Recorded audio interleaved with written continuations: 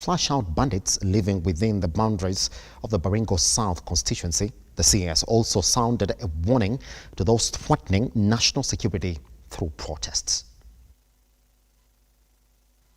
Touching on insecurity in the north, Kindiki said that the government will now provide additional teachers to be deployed in all security-prone areas of South Baringo as rebuilding of schools destroyed by bandits starts. We will restore total peace in this area, total resumption of order and public economic activities will be restored here. The schools, I am glad the children are back. We are proceeding on with the reconstruction of the school. All areas gazetted as disturbed and dangerous remains gazetted and out of bound to all unauthorized persons, and anyone found there will be treated as a bandit, therefore facing the full force of law, as it has been spotted to be a hideout used by bandits. Gorges, caves, hills, valleys, which were used before as hideouts.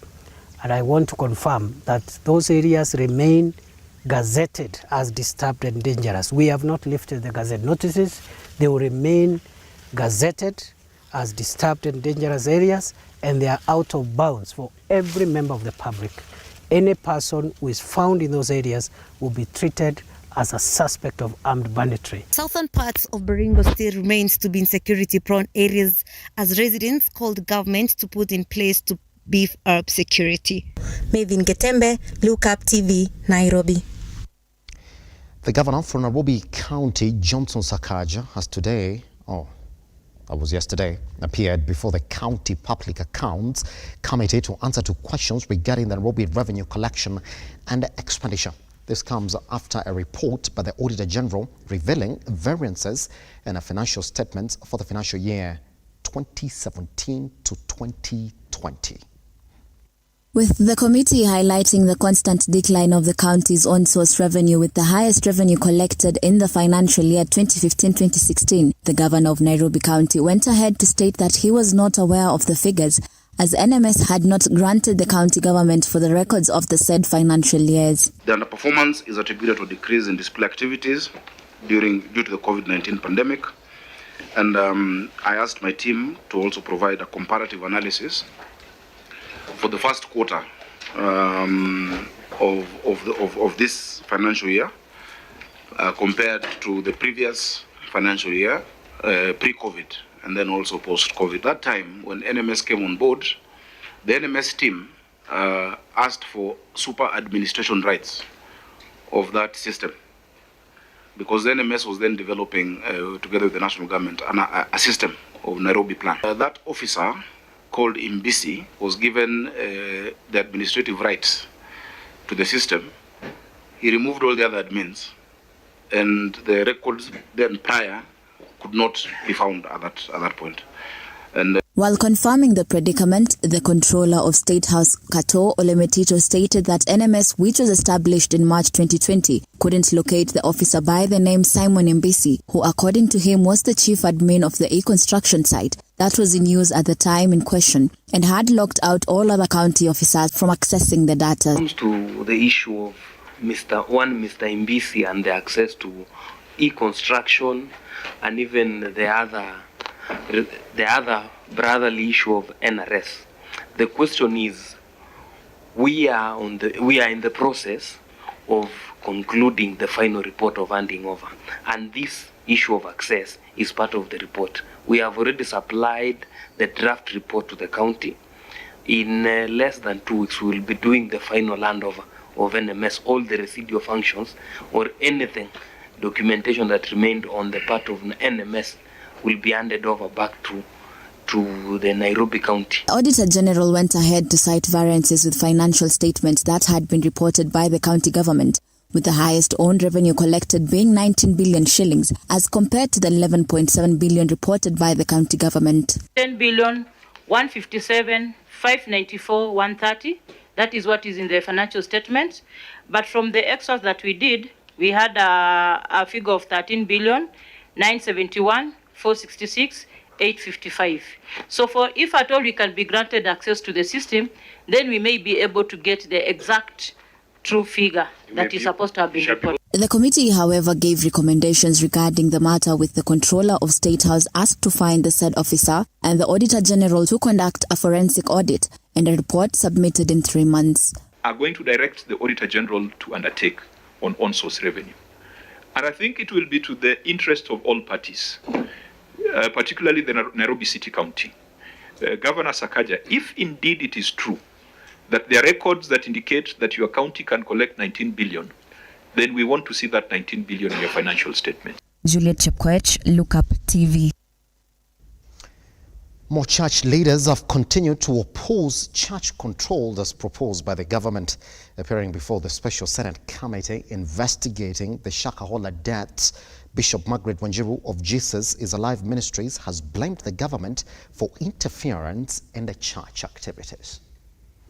It would be in order for us to admit this document. It was a scenario that cast aspersions to the religious sector, leading to months-long probe into the conduct of the so-called men of God and how they lure their flock into doing their bidding that cost them their lives. To ask these questions is General Paul Mackenzie was a taxi driver.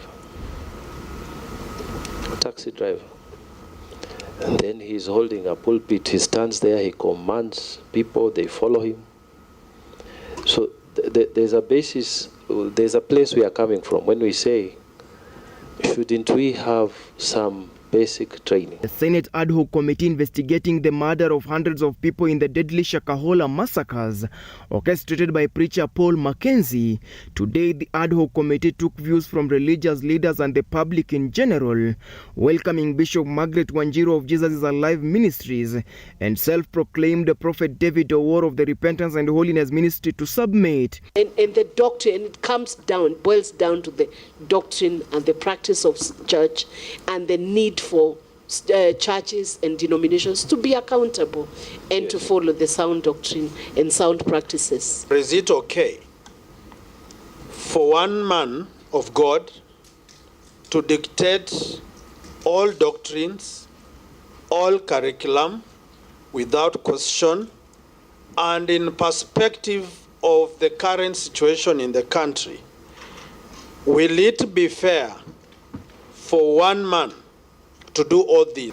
And I think this is now when we talk about regulating the churches, because if we allow this kind of power to be exercised by bishops, I can tell you it will be chaotic, and I think that is exactly what Mackenzie was also doing in Mombasa.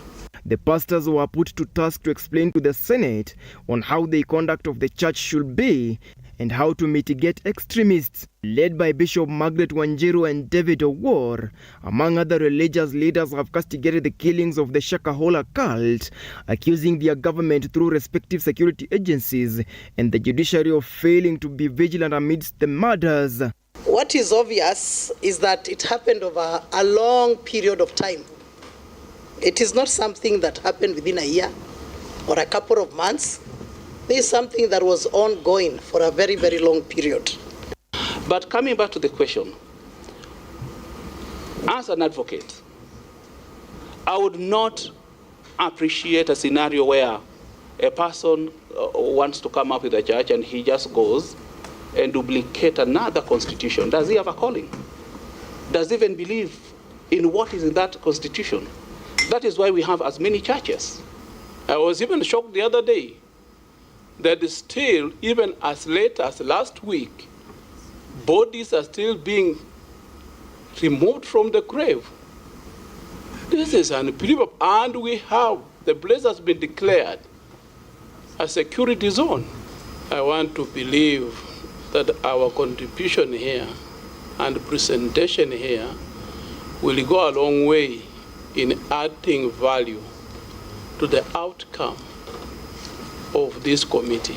Stanley Lugaria, Lookuptv. So now the conversations are ongoing about the conduct of the government within these demos. But then somebody is still in the headlines in as regards this conversation. That is President Uhuru Kenyatta. in a wide-ranging interview, or you may say a presser, he has questioned the style of leadership of President William Ruto. In fact, to be specific, he says, I do not understand what the problem of Ruto is with me. Goes on to say, I accepted defeat. I handed over peacefully. So why can't you leave me and my family alone? But then on silence of that, another issue is developing. The sporadic arrests that we've seen that have got Kenyans crying are making us ask the question, are we back to dictatorship? This morning, we're joined by Prof. Fred Ogola, who's a strategy and governance expert, as well Carl Simba, who's a national chairman, Kenya Youth Federation, Secretary General, Chama cha Uzalendo Youth League, and also John Wanguyu, who's a political analyst, just about to walk into the studio so we can get down to the root of this matter. Good morning. My name is Simba Kiage. I will see you on the other side of the break.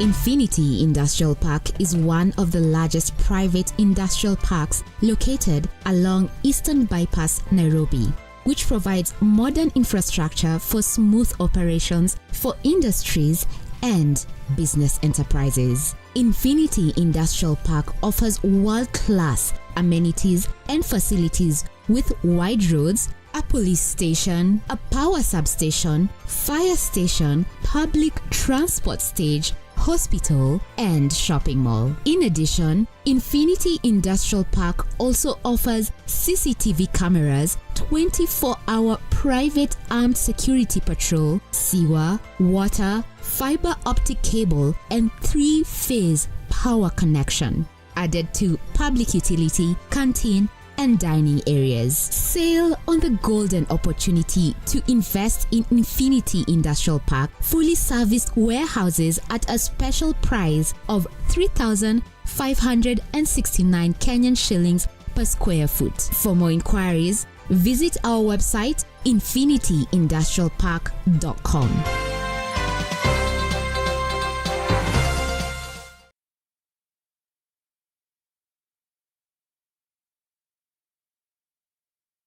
The county government of Nyeri, with approval of His Excellency the Governor, Mutahi Kahiga, has granted 100% waiver on all interest and penalty accrued on all outstanding land rates. Property owners in Nyeri County are advised to take advantage of the waiver period that starts from 30th June 2023 and ends on 28th July 2023 on condition that the principal rates are paid in full. Property owners are advised to obtain invoices from the Sub-County Revenue Office where the property is located and make payment by depositing cash or banker's check to a bank account. Take notice that once the waiver period lapses, the county government will institute all necessary measures to recover any unpaid rates and penalties, including repossessing the property.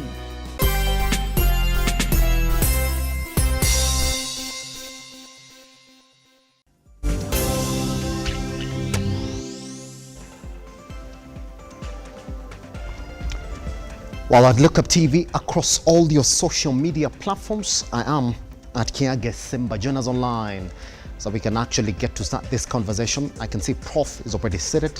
Simba is already seated with us here this morning. So today we have two Simbas on the set. For the sake of clarity, we'll be getting down to who took the name from the other. Simba, how are you doing? Prof, how are you doing? Yeah, happy to have you around. Yes. All right, so let's get down then to the conversation this morning. And we're going to start our morning conversation like this then, because indeed, what we're talking about this morning is that Kenyans woke up to the news that tomorrow's nationwide demos across the country were suspended. Reason? To mourn all the lives that have been lost within these demos, according to the Azimio leader Raila Amolo Odinga. And this is exactly what it is. Azimio la Umoja One Kenya coalition has postponed Wednesday demonstrations. And in a statement on Monday, Azimio instead called upon Kenyans to hold on a vigil for those who have been killed during the past protests. And this is what they said. Azimio has made the decision that on Wednesday, rather than go to the streets for a peaceful demonstration, as earlier announced, we will hold solidarity parades and a vigil for victims of police brutality in various locations in all parts of the country. We are also calling on Kenyans to come out and light candles and lay flowers in remembrance and respect for the victims. During the vigils, candles lighting and laying of flowers will be done, and saying of prayers and reading out the names of the victims of the police brutality. We shall provide the list of the victims in time for the exercise. That's what the statement read in part. Prof, is that it? Should we all sit back and say the only reason that the demos have been called off is just to be in solidarity with the lives of Kenyans, the lives of Kenyans that we've lost since the demo started? Or is there any message that we can read into this? I think that the message there is how the demonstration has been called off rather than why they have been called off. How is by saying let's lay flowers. Because when you want to call off something, there must be how you do it. Even if you want to do a divorce, there's a way you do divorce. Even if you want to walk out from a deal, there's a way you walk out. So how is what has been stated there. Why, there's a lot of dots to be connected. And I'm sure that in 2 days or so, we shall see clearly what is going on. Because you hear there are a few things. First of all, Kalonzo was visited by the diplomatic community. Yes. Then there was a denial, then later acceptance. Actually, they visited him because actually some people saw them driving off from his compound. Why Kalonzo, not Raila? That's one thing to understand. The other question is that he saw the president come out on Friday and he was more or less like a very bitter person. Then again, interviews yesterday with the media, and he was now talking differently. And you guys, the media, missed a point when Raila said, on that day he said he was sick, he could not join the demonstration. He for the first time called RUTO Rais. He used the word Rais, and I was saying that this is telling something. What has happened? Because we can't say Raila makes an error. For his long serving in politics, yes, he would have known when to say it. So he said Rais. Is it an error? You can also judge that. The other thing now you realize when the president now start talking about his history, when someone start talking about how they have been together, what they have gone through, it looks like there's a way forward. So according to me, soon or later, you might see, if I can predict, yes, the president meeting the former president, having some talks, and the country begins to move on. Nevertheless, I'm very concerned about one thing, even if we move on or not. I'm concerned about one thing, that my problem with RUTO, you see that headline doesn't look nice. And in fact, you see RUTO's style of leadership. He said, his own predecessor has said that he wanted to go ruthlessly after the opposition. And Uhuru said, no, I won't do that. And that's what brought the fallout. Now, immediately he takes over, he does exactly what he could have done, what he wanted to do when Uhuru was the president, because he has gone after opposition. Jubilee is crumbling. Look at what is happening now, RS here and there, and killing the democracy, buying members of parliament and crossing over. So it means that he told them, I told you how to deal with the opposition. I am now in power. Let me show you how to do it. And that's my concern. And in fact, going forward, that style of leadership is dictatorial. And I would like that this should be a very clear discussion on how can we be able to come with measures to reduce this kind of excesses that might come from the government. Yes, I'll be coming back to you on that. Now, Simba, let me bring you into the conversation this morning. And this is probably, will be telling on the sides that we're not reading into the story. Gerard Gay seems to think it's a straightforward thing, and this is what he's saying, that Azimio have chickened out by calling off Wednesday mandamanos. We were ready for them. We wanted to put to an end to the political conmanship, blackmail, and intimidation, including crushing political vampires. ends with a famous word that Kenyans now have come to associate with Kimewaramba. Prof is reading a message that majority of Kenyans might not have read in it, including the media. Do you support the same sentiment that indeed there is something to this? You know, I know there is something in this, but first of all, who gives Cherargei this act of bravado that he can just spit out anything on social media in the name of, you know, his own political standings? You see, people like Cherargei, those are like bloggers in Kenya Kwanza government. When you look at, they've been talking about these things continuously. These are things that we've been hearing. They are not new things to us. Cherargei has been talking about these things ever since the group of Malala. They have turned into bloggers. The question that we are supposed to put here is this: how do a country, a developing country like Kenya, yes, Kenya is known, come from election to political battles, and it is being led by the president. You know, there is no need for us to come here and start talking about things that do not exist. These are things that are there. The president is supposed to be a unifying icon in the society. Yes. At the end of the day, he is the one who is leading this. The other day we saw armed militia torturing people in Nyanza, in Kisumu, in Nyalenda and the other areas. We saw this. These are things that we are not just being told, we are seeing them. And it has reached a point whereby you've heard Prof saying that there are some points that the media is not capturing very well. You get this? Yes. So I'm not surprised when Cherargei is talking about, number one, he's not even understanding what he's saying. That guy is copy-pasting because we've got this information from the roots where they come from. Yes. He's copy-pasting this thing, he's putting them on media. Yes. If you would put Cherargei with me here right now and you ask him exactly the same thing that he had tweeted earlier on and tell him to explain to you, he cannot explain. If simply would explain it the way it looks, it's just saying that they were scared because of the way that the police have reacted during these demos. We're talking about countless arrests, Simba. We're talking about guys who've been essentially pushed to the wall not to go to the streets. Simba, yes, I have done statistics. I have a nationwide, my officials nationally, yes, I have done statistics. And yes, I will tell you, during the ongoing demonstrations, yes, statistics showed that out of the homicides that we experienced, yes, there were only a very small percentage that the police took part in.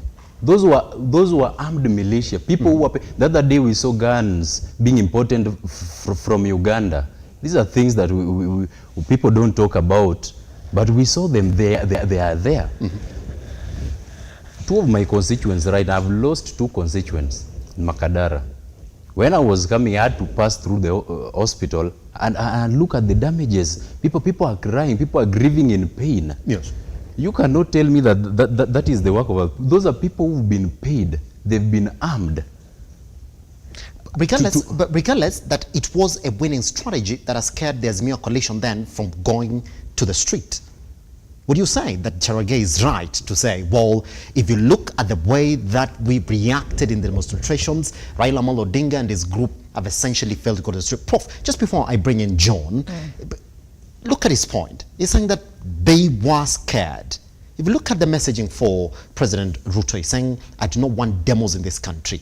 Look at the messaging for Kithure Kindiki, saying, I'm not going to allow this in this country. And going by how the 3 days demonstrations went, look at Wednesday, Thursday, and Friday. Would you say that the government's plan in pushing the Azimio coalition to the wall and the demonstrators for not going to the street is carrying Raila Amolo Odinga and his group from going to the street again? Yeah, so Simba, you get three messages there. Yes. First and foremost, remember on Friday evening, there was a press statement which was done by the two coalitions. The coalition for Azimio said the demonstration went on irrespective of Raila's presence on the street. Yes. And they said it will continue next week. And for them, they said it was a success. And on the other side of Kenya Kwanza, they also gave a press conference and said the demonstration was a big flop. Now, I was trying to reach out to Mungatana, and the message I got was that success here means that there was no as much destruction of property as possible, and there was no as much deaths as possible. So one message is, what is a successful demonstration in Kenya in the eyes of our leaders? And when someone says they have given up and we're ready for them, we're ready for them is like the death that was seen, you are going to see it again. So there's one thing here, talk about what is the mental schema of these kind of leaders like Cherargei. Secondly, the message we get there, for example, that if, for example, it is true in his words that Azimio was able to withdraw, then I think the people who take credit here is Azimio, because maybe they just say that this death was too much because we cannot continue exposing our people to this kind of level. Yes. So by them saying let's withdraw because take power rather than people die. It says to what St. Paul says in the Bible that if eating meat can lead my brother to sin, I'd rather not eat meat. Because eating meat is not a problem. But I'm trying to say, it says that who actually is magnanimous. So magnanimity between the Kenya Kwanza government and Azimio, who is magnanimous, is expected that the one with more power, more responsibility, should be more magnanimous than the one who doesn't. But here it seems that as Kenya Kwanza already do anything, even killing all Kenyans, just that there's no mandamano, which is what the message, if that is the message of Cherargei, that's the message we are getting. Then lastly, let me tell you something that I know about Cherargei. Remember in the run up to the election, President William Ruto had his people who could shoot missiles at people. Unfortunately, they're the people whom he has brought into the cabinet. So you saw that day when Moses Kuria was going, let's say, was an errand boy, isn't it?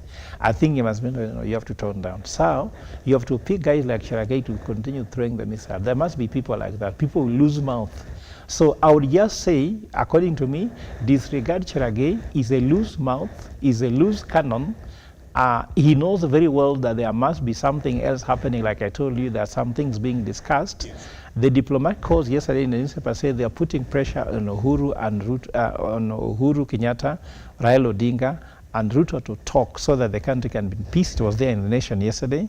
I think that's what my focus is. Cherargei is just a loose cannon, and he's just trying to manage the situation, expectation of their supporters. But I don't think he's right. Pretty much. John, good morning, sir. Let me introduce the conversation. How are you doing? I'm fine, thank you. Good morning. How are you? Yes, fantastic. We're looking at what we could be getting from the messaging of Azimio Coalition in terms of cancelling their planned demos Wednesday. Prof says there's so many ways to look at it, and in fact he's saying 3 ways to look at it. Cherargei is saying one way to look at it. They are scared. We are winning as a government from keeping them off the protests. What side are you taking, Mr. Angoy? Good morning once again. Good morning. Good morning, fellow panelists, and of course, the broader Kenyan public who is watching. My view is that I think it's a good thing that Azimio has called off the protest in terms of for us as a general public, as Nairobians, because coming off the back of last week with the protests, you know that the city was pretty much shut down for 3 days.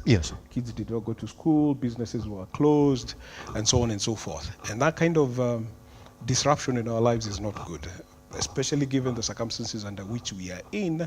The economy is struggling, we're trying to make money, people are trying to get back into businesses, as much as COVID sort of trying to reopen. And therefore, the moment you have this kind of disruption, the chaos that we saw last week, I think it's a good thing that both sides have decided to sort of stand down. Because like Prof says, I believe there's a lot of stuff that is going on in the background. Which is basically to try and get all the parties to this dispute. And of course we know that it's generally or largely the leading elite.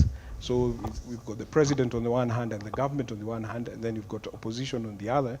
So to get them to sort of tone down, get some form of calm, come back to Nairobi. Remember, this is a city of 5 million people plus. and it's an international city with so many organizations, businesses, and so on and so forth. So the moment you have a situation where there's some form of sobriety, wherever it's coming from, I think should be celebrated. I think it's a good thing. So pretty much. I am on the side of us as Nairobi people, Nairobians, because I think we bore the brunt of these demonstrations. Yes. That it's a good thing for us that we are trying now to get back to normal. Pretty much. As I was coming in, I've seen a lot of activities out there, and I'm comparing that to last week. And I'm imagining this is a good thing. People are back on the streets, kids going to school, people going off to work, and so on and so forth. Are we reading so much into what might be happening around this entire conversation? Because the only thing we have to rely on is the messaging that is coming from both sides of the camp. President Ruto has been steadfast to his word. There is no way I'm going to talk to this gentleman. In fact, there was already a table that was put in place in terms of bipartisan talks. Ruto has never referred in any of his conversations to the bipartisan talks, Mr. Nguyu. Are we reading so much into this cancellation of the demos? Because indeed, what you and I and Prof, what we have to rely on is the messaging that is coming from the involved parties. I don't want to use the word winning, especially when you're talking about the protagonists. Yes. That is the government and the opposition on the other hand. Yes. The way I want to say it, if we're using the term winning, then it is us as Kenyans winning, because you have to realize that this is a carryover of so many things. And the truth of the matter is that there is a genuine grievance when it comes to people struggling, the economy struggling, people making money, people getting on with their businesses, kids going to school, and so on and so forth. There is a genuine concern that people are hurting, that jobs, businesses are not doing well. So the moment you add that particular problem of disruption and chaos and demonstrations, then we have a problem. So I don't want us to see this as the government on the one hand and the opposition on the other, and then it's a sort of a contest that has to have a winner. Yes. It is us as Kenyans that are outside that conversation that should be the priority of this conversation. What happens to our lives? What happens to our businesses? What happens to our kids going to school, doing everyday normal things like we're doing now? What happens? And that is what we should be looking at. Because the moment we start talking about the president and the opposition and so on and so forth, then we get caught up in all that sort of confusion and chaos of elections. And we are past elections. 1 year later, we're almost celebrating a year anniversary since the last elections. So we need to get down to work. We need to build this country, because we are the ones who are going to build this country. Nobody's going to build it for us. Pretty much. Simba, let me throw you this question then. You see, what Wangoyo is taking quite a conservative approach this morning to that particular question for what should we be relying on. I will take you back to even the times when the president floated the idea for bipartisan talks that was essentially going to bring those two warring sides on the same table. The hardliners in this conversation, the likes of Kimani Ichung'wah, the DP, the likes of Cherargei, and all those within the Kenya Kwanza government, they had a hardline stand saying that there is no way we are going to talk about those issues that you're putting on the table. In fact, we feel the only issue we should be talking about was one, the reconstitution of IEBC. They said that that might be close to what Kenyans want. The rest of the issues, we do not want them. Now, even at this time, we were saying, well, the demos are getting cancelled. And Prof is saying you got to read into that messaging. Further than that, the messaging that is coming from the president and the hardliners, we already do know it. Are we reading so much into the cancellation of the demos? Or it's just today, let's trust the messaging that is coming from Raila Amolo Odinga and the Azimio coalition. True, we've cancelled in solidarity to the Kenyans we've lost. We're going to be back at it again. Number one, I'm not going to say that there are demonstrations that have been cancelled. I have not received an upper information from anyone that the demonstrations have been cancelled. They have cancelled them by... We've not... The only thing that Raila talked about is like we are going to condole the people we lost during the demonstrations, yes.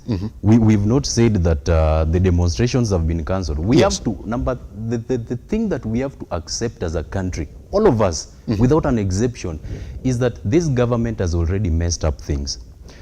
I can remember the first main agenda that the president talked about while he was campaigning for presidency seat is that he will defend the constitution to the latter.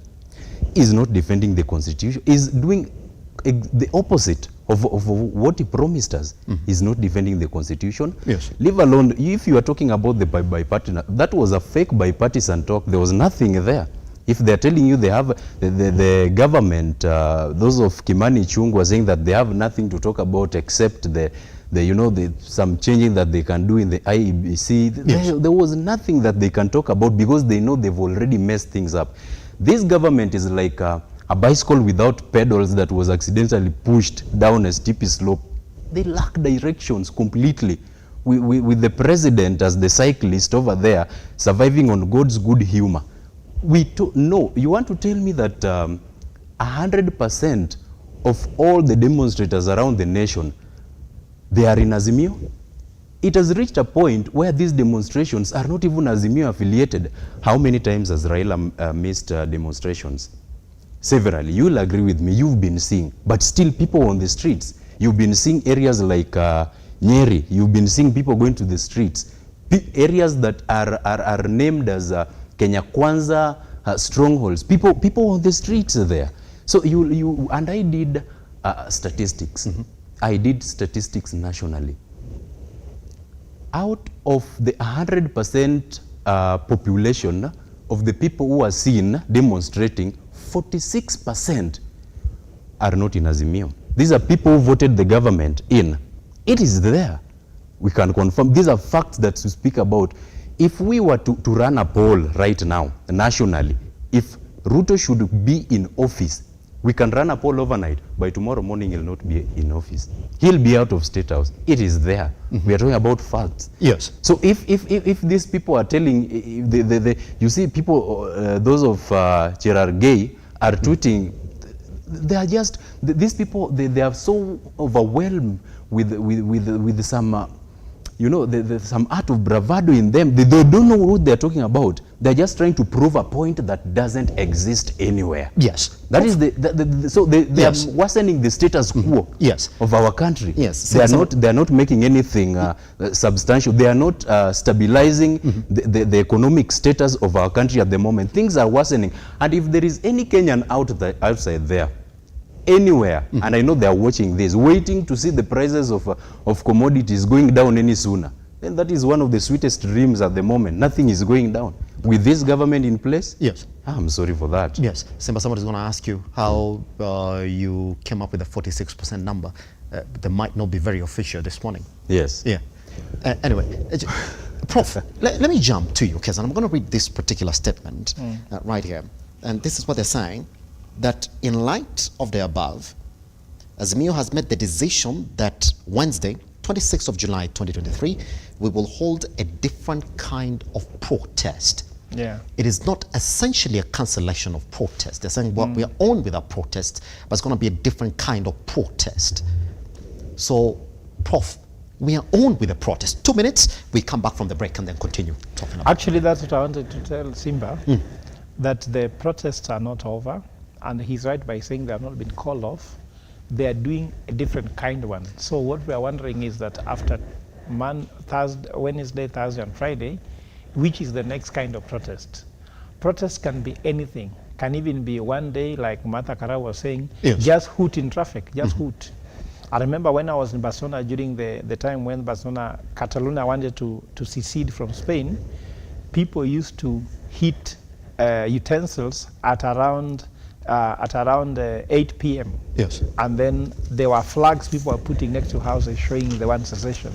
So even if we don't even go to the street and just put flags, anything, any symbol of anything else, even if people just walk with candles one morning. Yes. So protest can be any way. You can protest in any way you want. You can even protest by walking out. So there are very many things. But Simba, before we go there, let us not be distracted from the main conversation.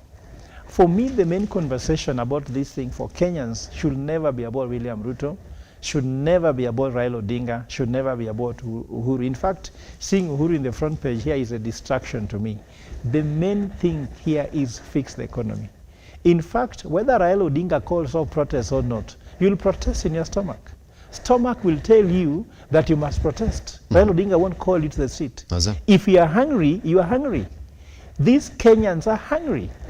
In fact, instead of making noise where they should be talked by parties and all these things, the economy is doing bad because the president has done some things which are actually inhuman. One thing is that you withdraw subsidies which were keeping people with food. Yes. They said subsidies was going to save them 200 billion shillings.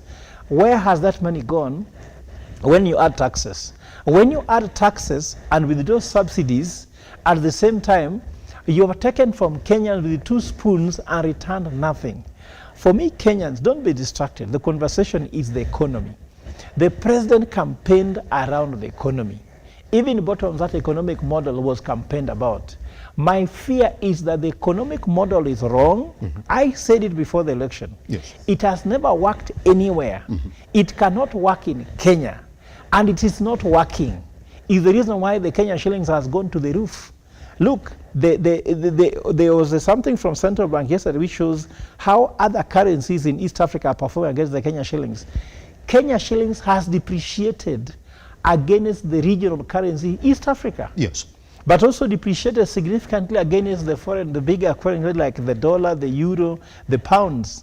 These are things that has nothing to do with Raila Odinga. You can demonstrate or not, but Kenya shilling does not respond to calling of demonstration. Yes, Prof, it must respond to the economic parameters. Yes, Prof, I want you to hold your thought right there because that's exactly what we're going to pick up in the next part of our discussion. Mr. Ngoyo, you see exactly what Prof is saying. As I am concerned that I'm waking up to this morning to the picture of President Uhuru Kenyatta right in front of our dailies talking about an issue that we should be talking about. But then on the sidelines of that, we've been flurry with stories in the media of arrests in this particular demos. Once we come back, then we get into that particular conversation.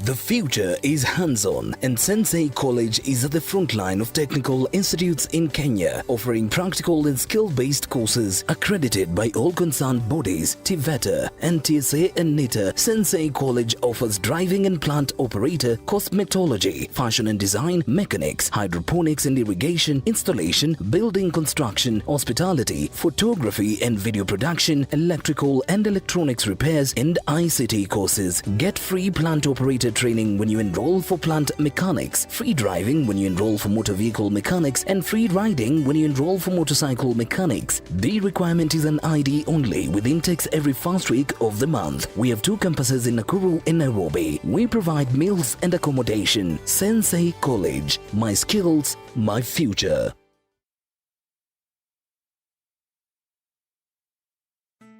Once again, tuko hapa Angel Center for Abandoned Kids, all because of you.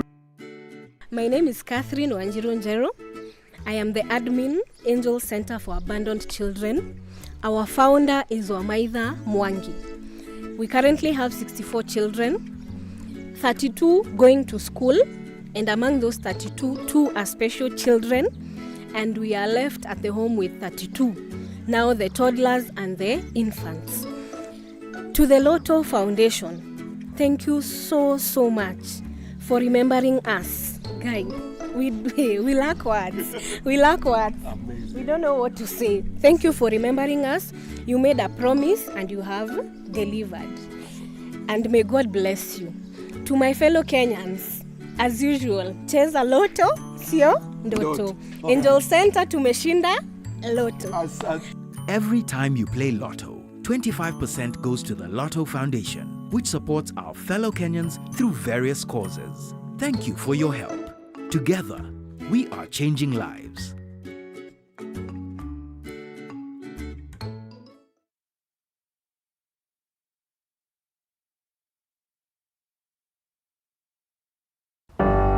So the story we're telling today is a story of passion in practice that grows into business. We have partnered with the Youth Fund, talk to as many youth as possible and work with them, hold their hand. It is an expose of captains who have decided to take on challenges in different sectors and industries within the country. My mentors had also not started as CEOs. They grew up and they showed me how they grew in the organizations. So that's what motivated me to actually do international business. And it was a good experience. As an individual, support in bridging that care gap, part of me also to offer a solution. I want to leave this world a better place than I found it. This is the Captain's Arena. My name is Simba Kiage.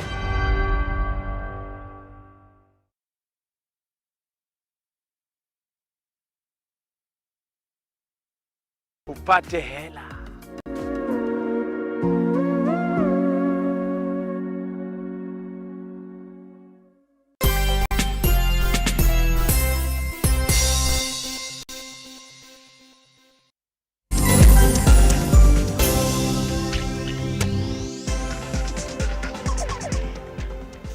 Let's then talk about the other issue, by the way, even behind the camera, that Prof and Simba and Jonah essentially saying it's not an issue that we should be talking about this morning. And we plan to talk about it. Like, it's a very, very big issue. But then, guess what? We're going to talk about it. At this point, I will ask my director again to essentially show us exactly what the dailies have been talking about this morning, because that's the next chapter of our conversation this morning. I do not know whether my analysts are going to be comfortable about talking about it, but either way, we're going to get into it. So we seek their views and opinions about these particular subjects. If you look at the Daily Nation this morning, whatever they're talking about is Uhuru, my problem with RUTO. That's exactly what the bigger headline right there for the Daily Nation is about. And if you look at the Standard as well this morning, they also do have a similar headline, and that's exactly what it's saying. Power is temporary, Uhuru tells RUTO. But then we come back off those particular headlines back to a story that we ran right here in our newsroom about arrests and detentions out of the demonstrations that we've seen across the country, where Kilifi South Member of Parliament Chonga and County Assembly Speaker Teddy Mwambire have been freed on a bond following their arrest during last week's anti-government demonstrations. The release came as ex-Mungiki leader Maina Jenga was arraigned in court after days of plea from his family members crying about his unlawful detention. On top of this, by the way, blogger Pauline Njoroge was also released yesterday. Let's take a look at that story, then come back and seek the views of our panelists this morning.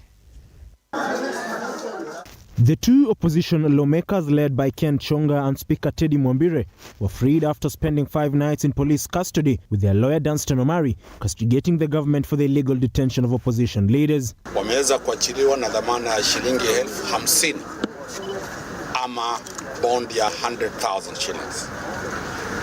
Kama mawakili, ukiangalia zile fedha za wananchi zilizotumiwa kuwashika, kuwahangaisha, kuwalisha, kuwalinda, masubaru zaidi ya 10. Kwangu kama wakili, naona kwamba tunapoteza mwelekeo. Actually, an attempt to silence people. I'm not going to go into politics about it, but then it is quite obvious that when a state has gone rogue, it has gone rogue. The opposition allied politicians were arrested for organizing and engaging in unlawful assembly took a swipe at the law enforcers and the government over their arrests, insisting that freedom of expression is enshrined in the Kenyan constitution. Muda ambao kwamba mtu anaweza kushikwa kiholela, huo muda umepita.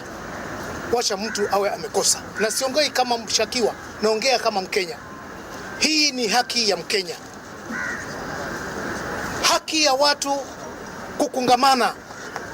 Katiba iko juu kushinda mtu yoyote hapa Kenya.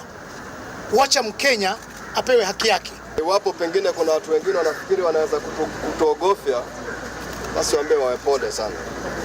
Kwa sababu sisi hatutafuti haki yetu, tunatafuta haki ya Wakenya wengi ambao hawawezi kusimama imara kutetea haki yao. Nyuma tutabaki kupigania haki yetu. Kitu ambacho kiko pale, tunaomba tu serikali iangalie kwamba maisha ya mwananchi maisha yamepanda sana, gharama imepanda sana, na kwa hivyo sisi tutasimama kidete mpaka tuone kwamba haki yetu inapatikana. Mathare MP Anthony Oluoch and MCAs Alvin Orlando and Peter Imwatok have been released on a cash bail of 100,000 and 70,000 respectively. The trio were being charged with organizing and bribing the youth to engage in an unlawful assembly. Elsewhere, blogger Pauline Njoroge has been freed. Njoroge was arrested on Friday and was being charged with cyber harassment and incitement. In the best interest of justice, as the court directs release of the first respondent from custody, forthwith and without any conditions, the court directs that the respondent, together with others, are going to cooperate with the investigative agencies. Ex-Mungiki leader Maina Njenga will remain behind bars pending a ruling on their bail application. Njenga, alongside 2 other Kenyans, are charged with being in possession of offensive weapons following the raid at his Kiserian home that led to his arrest. The prosecution detailed that 14 machetes, 24 Maasai swords, 46 rungus, and 3 plows were recovered at his home. That's the background of the information that we have this morning. Then let me start with you, Mr. Wanguyu. You're saying this should not be the conversation this morning, but Uhuru Kenyatta is also questioning this round of arrests and detentions that are going on in the country and intimidation during this period of demonstrations in the country. You say that should be the conversation. But Mr. Wanguyu, when you watch around and see those arrests that we're talking about, the guys who go in and get released out just because the government really wants just to make a statement, should we be then also sharing the same sentiment of Uhuru Kenyatta saying, well, why can't you work? Why are you focusing on these specific people who have no problem with you whatsoever?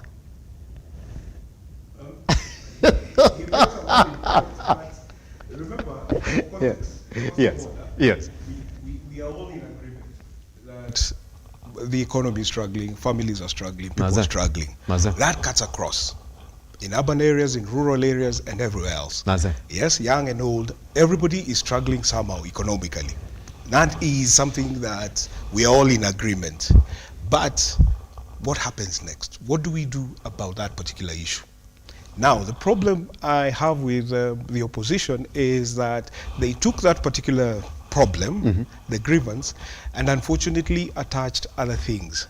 And that way they expose themselves to now being hit back, that this thing is not about that particular general grievance, but rather the usual elections, winning, and so on and so forth, IEBC and so on and so forth. So for that, I can blame the opposition for not being tactile and clever about how they frame that particular issue, because that issue will always sort of have sympathy with any Kenyan on the street. Yes.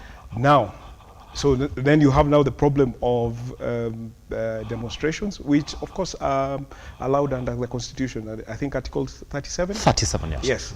But now you cannot, in the exercising of your individual rights, of course, have to be weighed against the general, or what we call the public interest. So by going out there and shutting things down, then you open yourselves to that particular sort of angle that allows the government to come in and say that in public interest, and of course to protect national security, whatever you're doing is not right. So we're going to do everything in our power, because the Constitution, that same Constitution that enunciates Article 37, also gives the president the power to protect and to safeguard the Constitution and the people of Kenya and their livelihoods and their property. Yes. Yes. So the moment you're exercising that Article 37, you should realize that you should not at the same time open yourself to allowing the government to look at whatever you're doing as being a threat to the public interest. Mr. Wanguyu, just as we listened to your submission this morning, the particular question here is on how the government is conducting itself around this demonstration. We're talking about these detentions, this intimidation that President Uhuru Kenyatta is talking about this morning, and the arrest that we've seen. Bring that focus, even with the conduct of the government around people like Embakasi Member of Parliament, that is Babu, who was arrested and rearrested in the process, just for the government to, send a message that should we in any way think or feel that you're in support of these demos, we're going to come for you. Yes, exactly. I was coming to that point. So the point I was trying to make is that once you've done that you've gone out onto the streets and demonstrated and say you're exercising Article 37. Yes. Unfortunately, because of the other things that happened, which is the destruction of property, maiming of people, and so on and so forth, then you expose yourself. Once you expose yourself, then the government comes in, or the president comes in and says, I have a constitutional duty to protect Kenyans. I have a constitutional duty to protect life. So, in that sense, yes. Once you've made that argument, yes, it enables the government yes. to come in and say whatever we are doing. Because remember, the first time, I think the president is on record having said that, I think at least 3 times, yeah. that next week hakutakuwa na maandamano. I think all of us saw that on TV, yes? But the moment he said that, the following week, what happened? There was maandamano, There was maandamano. Yes. And that is why government had to be tactical now, and that is why they did the things that they did, yes. which was to start with taking out the key, sort of identify the key persons, yes, within the opposition or within the azimio coalition, and then deal with them one by one.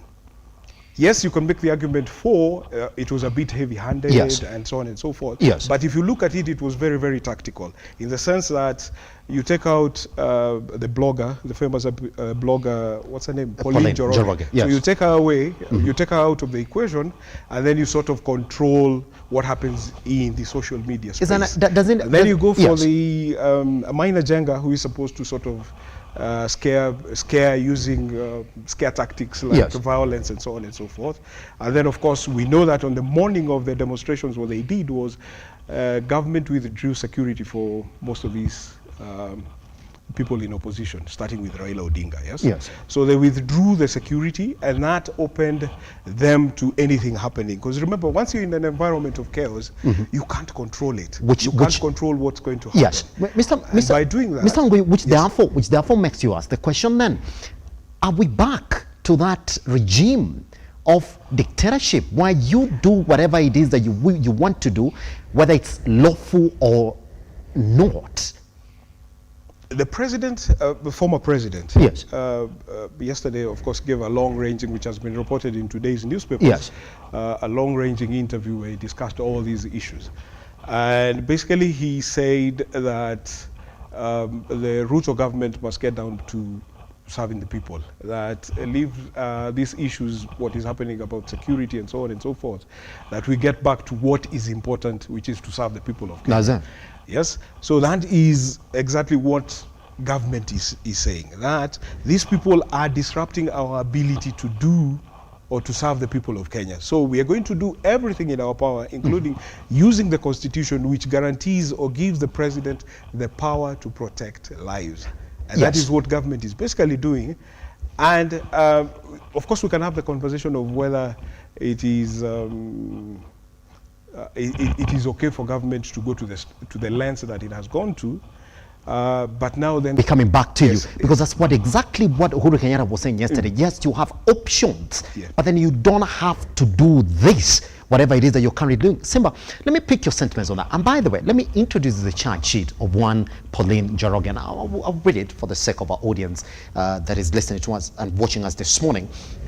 And this is on one of the areas that she was accused then, on the sidelines of also on the charge that she might have been in possession of narcotic drugs. Now, here's the thing. Number one, it goes on to say that on the 21st day of July 2023, at a known place within the Republic of Kenya, you posted on your verified Twitter account at Pauline Njoroge to wait. Nikiweka Biblia chini na chukua bunduki na nikwe dictator, asked the question, all right? Knowingly to be false and calculated to discredit the reputation of the head of state. As one, Prof, I also want you to weigh in on this once we come back to it. And then the second one was that on the 21st day, again, the charge sheet keeps on reading, and you posted, William Ruto, surely this is how you want to stoop, right? Question mark. Knowingly to be false and calculated to discredit the reputation of the head of state, which prompted Miguna to ask this question.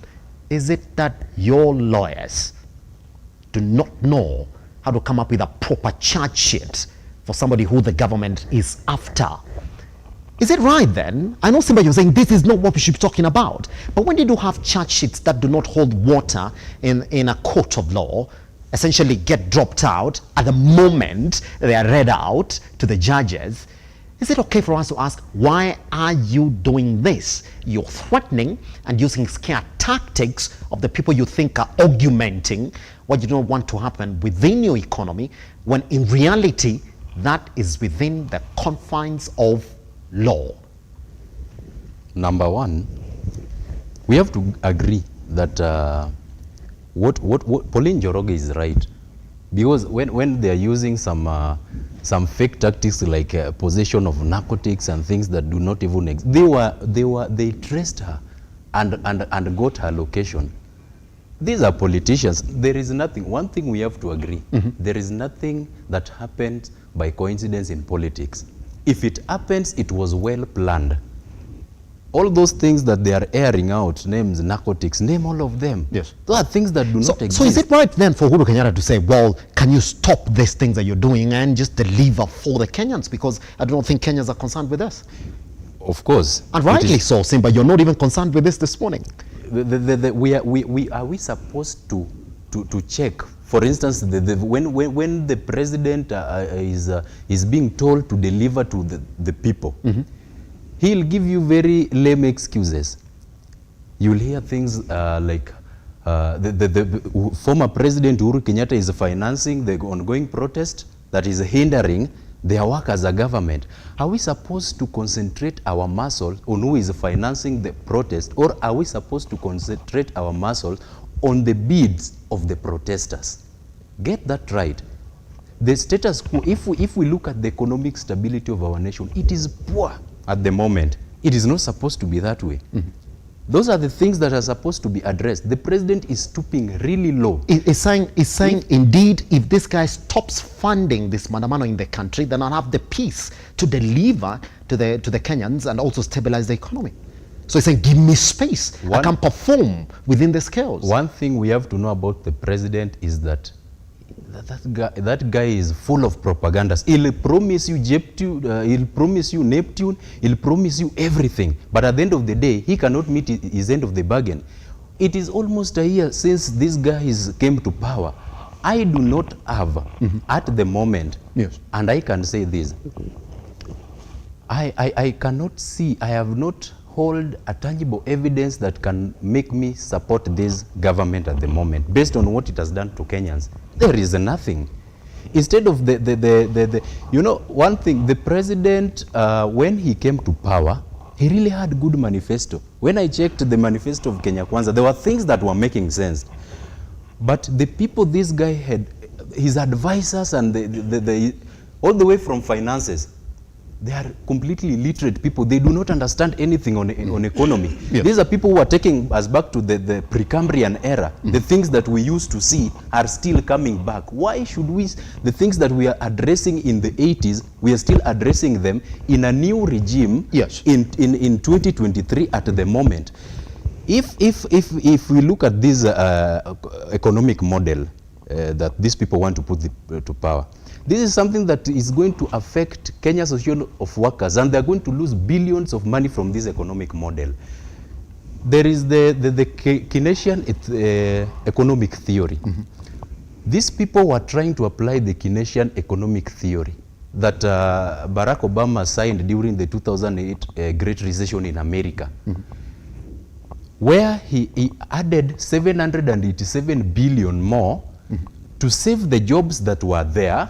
You get it? And then to add more jobs to save the economy of America at that point. That is what these people are trying to do. But the mistake they are making, they are going back. There was an economist called Adam Smith. The first economic law of economics that Adam Smith came up with, the law of self-interest. There is no way you can apply the law of self-interest in what this government is trying to do. It is like trying to use one life support machine for two people. Yes. At the end of the day, one has to step down, the other one has to, one life has to be saved, the other one has to step down. Yes. At this moment, the government has decided to let Kenyans die at the expense of So you get it. So Kenyans are totally on their own. Now, Prof, for the sake of the audience that is getting treated with these headlines that we're running in the media this morning, and that is what President Uhuru Kenyatta is asking RUTO. Isn't that my problem with him is one? And he said, my problem with RUTO is this. His focus is wrong. I retired. I ceded peacefully. Yes. I handed over power according to the constitution. But then I said, well, you've won, but I'm not going to recognize you as my president. But because I'm lawful and I know exactly what's supposed to be done, I'm going to give you that power. Good. Then he turns around and says that I do not understand how the president is focusing on one family as his major problem in this country, when his problem should be on the delivery of his agenda, his manifesto. Yeah. Same thing that we're questioning this morning, and that's what we are asking in the media this morning. When you look at this ridiculous charge sheet for even Pauline Njoroge, when you look at the way the likes of Babo Wino and Maina Njenga again are getting treated with a family cry, saying that we don't know where our sons are, getting arrested and detained for more than 5 days. We do know what the law states. You can't detain me for more than 24 hours if you essentially do not have reason to detain me. Yeah. Baba Wino, more than 24 hours. Maina Njenga still awaiting his bail rule out today. Are we then not right, Prof, to ask this question this morning? Is President Uhuru Kenyatta asking the right question that majority of Kenyans should be asking the president this morning? Why is your focus? What is this? Yeah. Actually, the president's question is very valid because he's saying, focus on delivering to the people. The legitimacy of the president is not winning an election. Winning an election is not an end in itself. The legitimacy is two ways. One, legal mandate, which means you get elected, you get sworn in, and you get into office. That's legal. Social license, which is social legitimacy, is that deliver to the people. Ensure they have food, ensure they have education, ensure they have healthcare, ensure there's employment, ensure there's income. That is what makes the president actually valid. In fact, why people give legitimacy to Kibaki is simply because of that. In fact, just to take a little bit about the Nation he's mentioning about. Yes. These people have said that they have withdrawn subsidies and added taxes, and the cost of living has gone up, isn't it?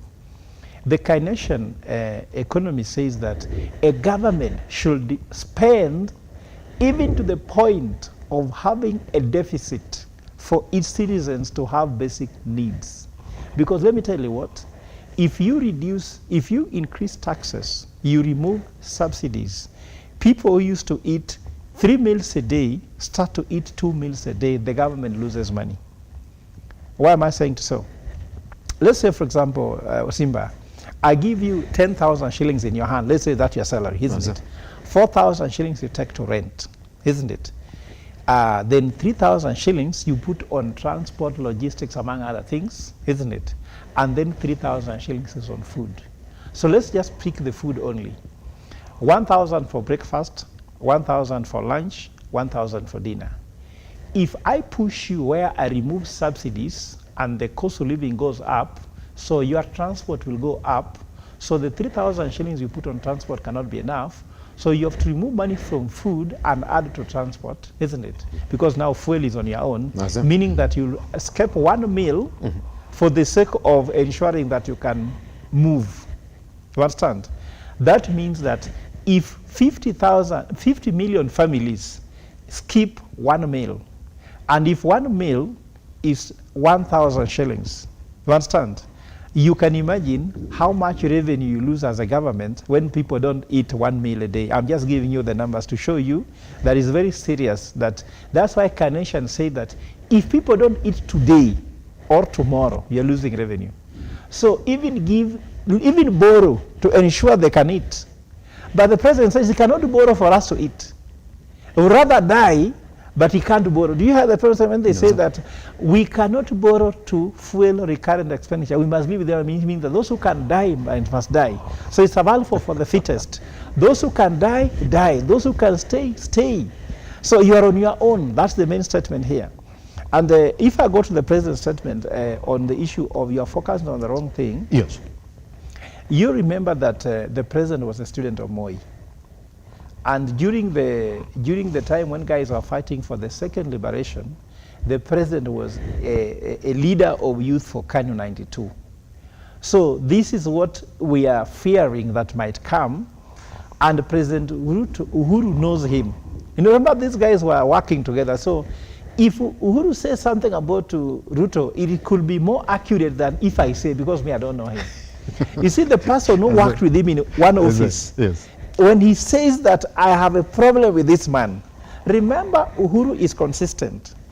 During the 2022 runout 2022 election, he said, I have a problem with this man. I don't want him to be my successor. And he has said again, he has a problem with him right now, even when he's in trouble. When the guy is now hunting, say, you are hunting people. You are focusing on the wrong problem. You are now a president. I want you, Simba, to refer to the speech, if you can remember the speech the President Uhuru Kenyatta made in the inauguration in Nigeria of Tinubu when Tinubu became the president. He told him, yes. You are a president. Those who elected you, those who didn't elect you, those who are not for you, those who didn't like you, you are their father now. Now become the bigger guy. Bring everybody and become the leader of everybody. That should be the conversation, uniting the country. Yes. And Uhuru Kenyatta said that when RUTO came to him and told him, let's go after Raila, he told him, no. I want to unite the country. And he says the benefits of going after those families and politicians and opposition the benefits of uniting the country far much outweigh fighting your competitors. And that's why he said he did a handshake with Raila, because the benefits of uniting the country yes. far much outweigh. And Simba, let's just be honest. For an economy to grow, people forget one thing. There must be a country must enjoy a consistent political stability where peace is. And if you borrow the speech of Suluhu, the president of Tanzania the other day, said that the peace in Tanzania with lack of peace in Kenya is giving Tanzania an advantage, and the currencies are showing it. So the question Uhuru Kenyatta asked here also I want to ask a very deeper question. Yes. It's about succession. Yes. Actually, the question is saying it's about succession now. Prof, I want us to take for a tiny breather. I'm going to come back with you so that you clear those particular sentiments. Now, Mr. John, even as you listen to this particular conversation, there are still the hardliners that are making those statements today. Today, Kimani Ichung'wah is saying, I don't see a problem with the police. They are right to do whatever it is that they can do. That's it. Once we come back, we talk about that as well, as we clear the sentiments of Prof on the questions then that Uhuru Kenyatta is asking RUTO once we come back.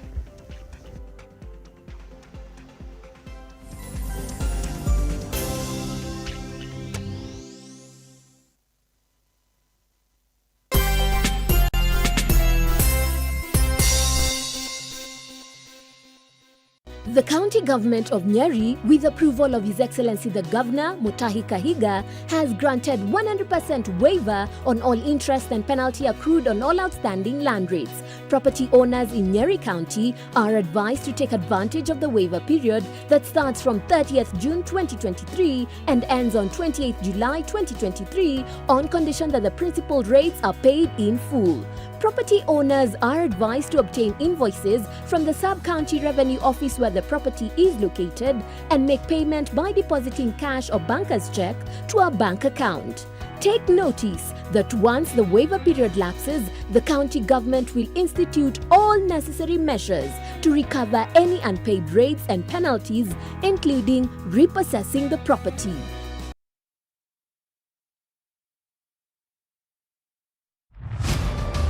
As the night falls, we come to life to bring you a comprehensive broadcast from the numerous events happening across our 47 counties. When it breaks, it matters, and each story is important.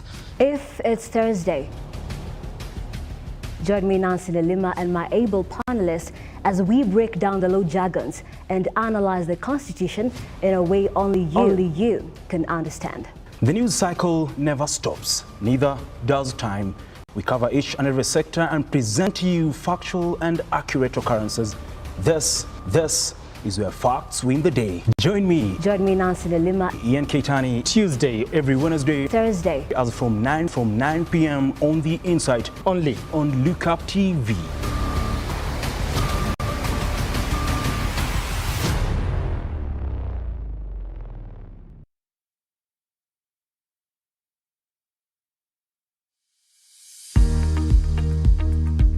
It's time to restart, rescale, and talk about health matters. If you get exposed to high fluoride between 0 to 12 years, your teeth will be permanently discolored. Wake up, eat healthy, and keep fit.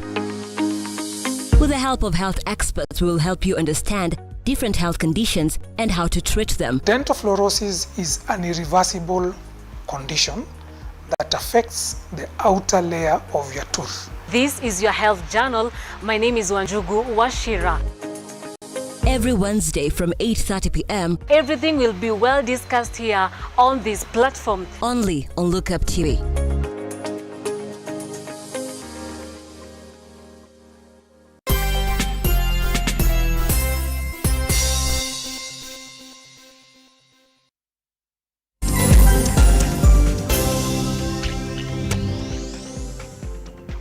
All right, welcome back at Lookuptv across all your social media platforms. I am at Kiage Simba. The hashtag is The Morning Red. Prof, I want you to clear your sentiments. You were at that point when you're saying that the questions that President Uhuru Kenyatta is asking President Ruto this morning might be right.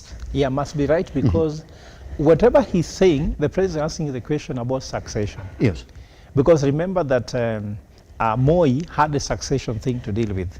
He went for Uhuru, and in the end, it didn't work. Yes. I remember Uhuru, who was actually Moi's candidate, goes for Raila and it doesn't work. Are you seeing those kind of patterns? Does it? We also saw that Kibaki went for Uhuru as his preferred successor and it worked. Then you can see the smooth transition that took place between Kibaki and Uhuru Kenyatta, and even the continuous of legacy projects, the infrastructural projects that continued. So the question we should be asking in Kenya is, how do we handle succession? Should a president ever take a stance? Because what is happening between Uhuru Kenyatta and Ruto is that the president took a stance on the preferred successor and it backfired. Mm-hmm. When we can actually start debating as Kenyans that should we ask the president that out of decorum, when you leave office, just leave the office. Because had Uhuru not taken a stance on his succession, the issues between him and Ruto could have not been where it is now, and even calling him to be funding the demonstration could have not been brought in, because Ruto knows very well that the preferred successor for Uhuru Kenyatta was Raila Odinga, and every Kenyan also knows that.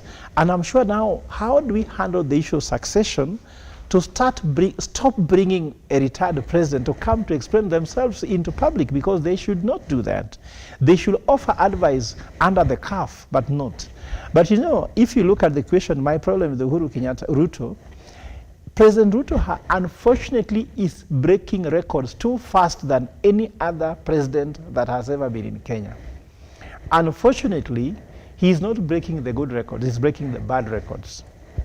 For example, the number of the President Uhuru Kenyatta Ruto has in his leadership, we have had the highest number of political arrests in the first term.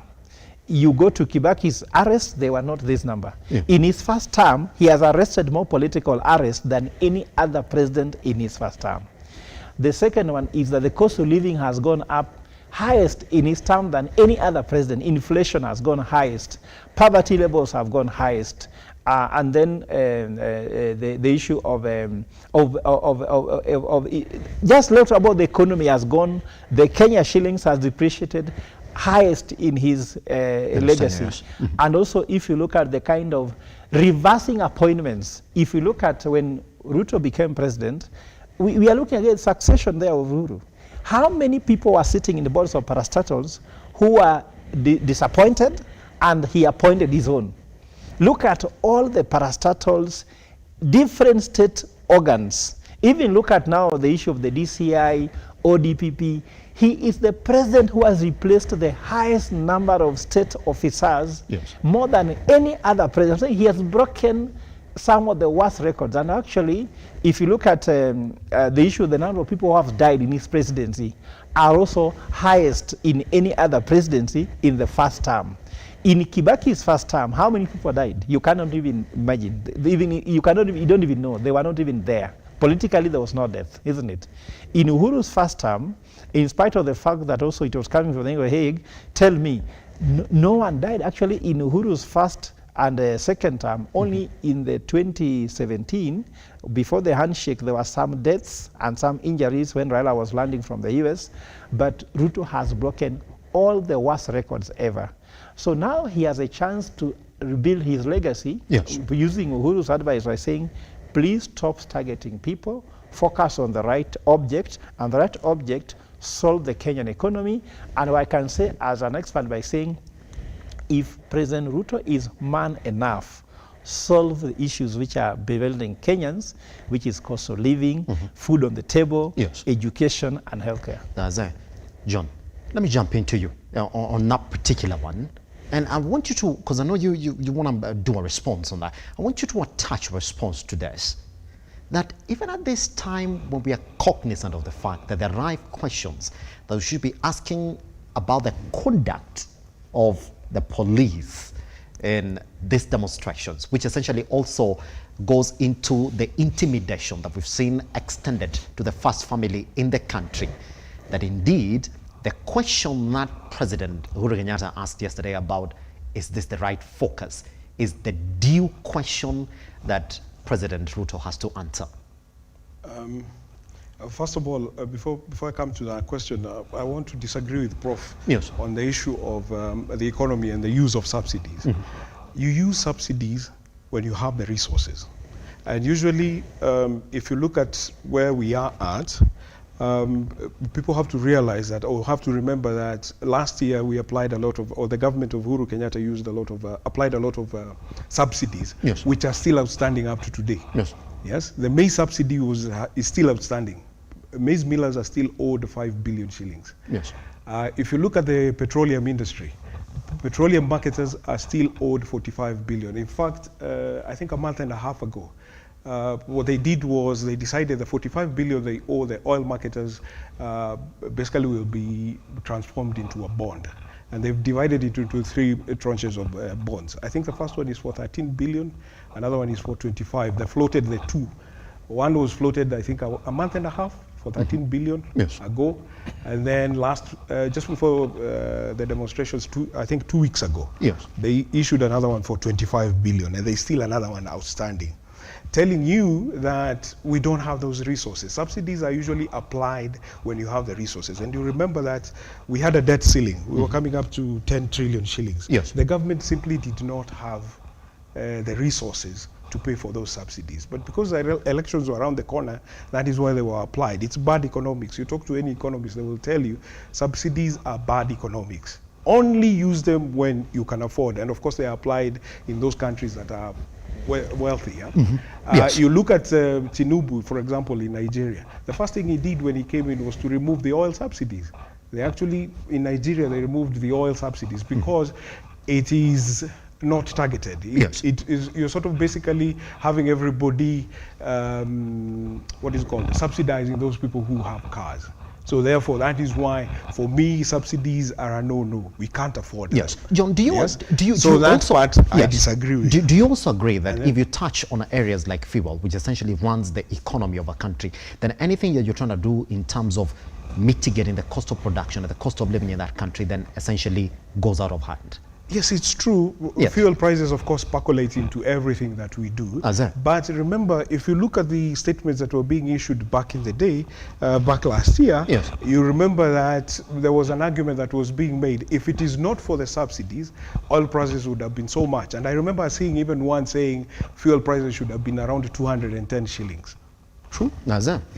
So that's the reason why I'm saying subsidies are wrong, is a wrong way to apply, especially when you do not have the resources. And that is why myself, I'm personally against the use of that particular sort of relief because we simply do not have those resources. Prof, I'm going to give you the right. I'm going to give the right of response. I'm going to give the right of response. I want you to answer your second question. And then going back to Uhuru Kenyatta. Prof, hold your thought. Remember, we when we were doing the negotiations for the Constitution, 2010 Constitution, we chose to go the American way or adopt the American presidential system.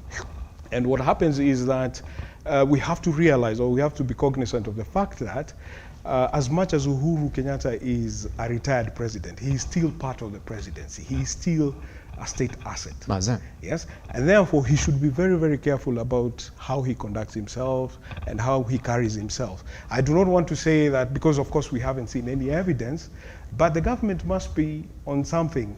They say that. Are they, John? Yeah. Are they, John? Definitely. Why would they go after the president? Why would they go after the president? A retired president. Could I give you some of the accounts that we've carried out as a media that indeed majority of the arrests that have been made within these demonstrations, the DPP has fought to even find a charge to arrest majority of the demos. Yes, I was coming to that. Yes, I was coming to that. Yes, and I wanted to explain.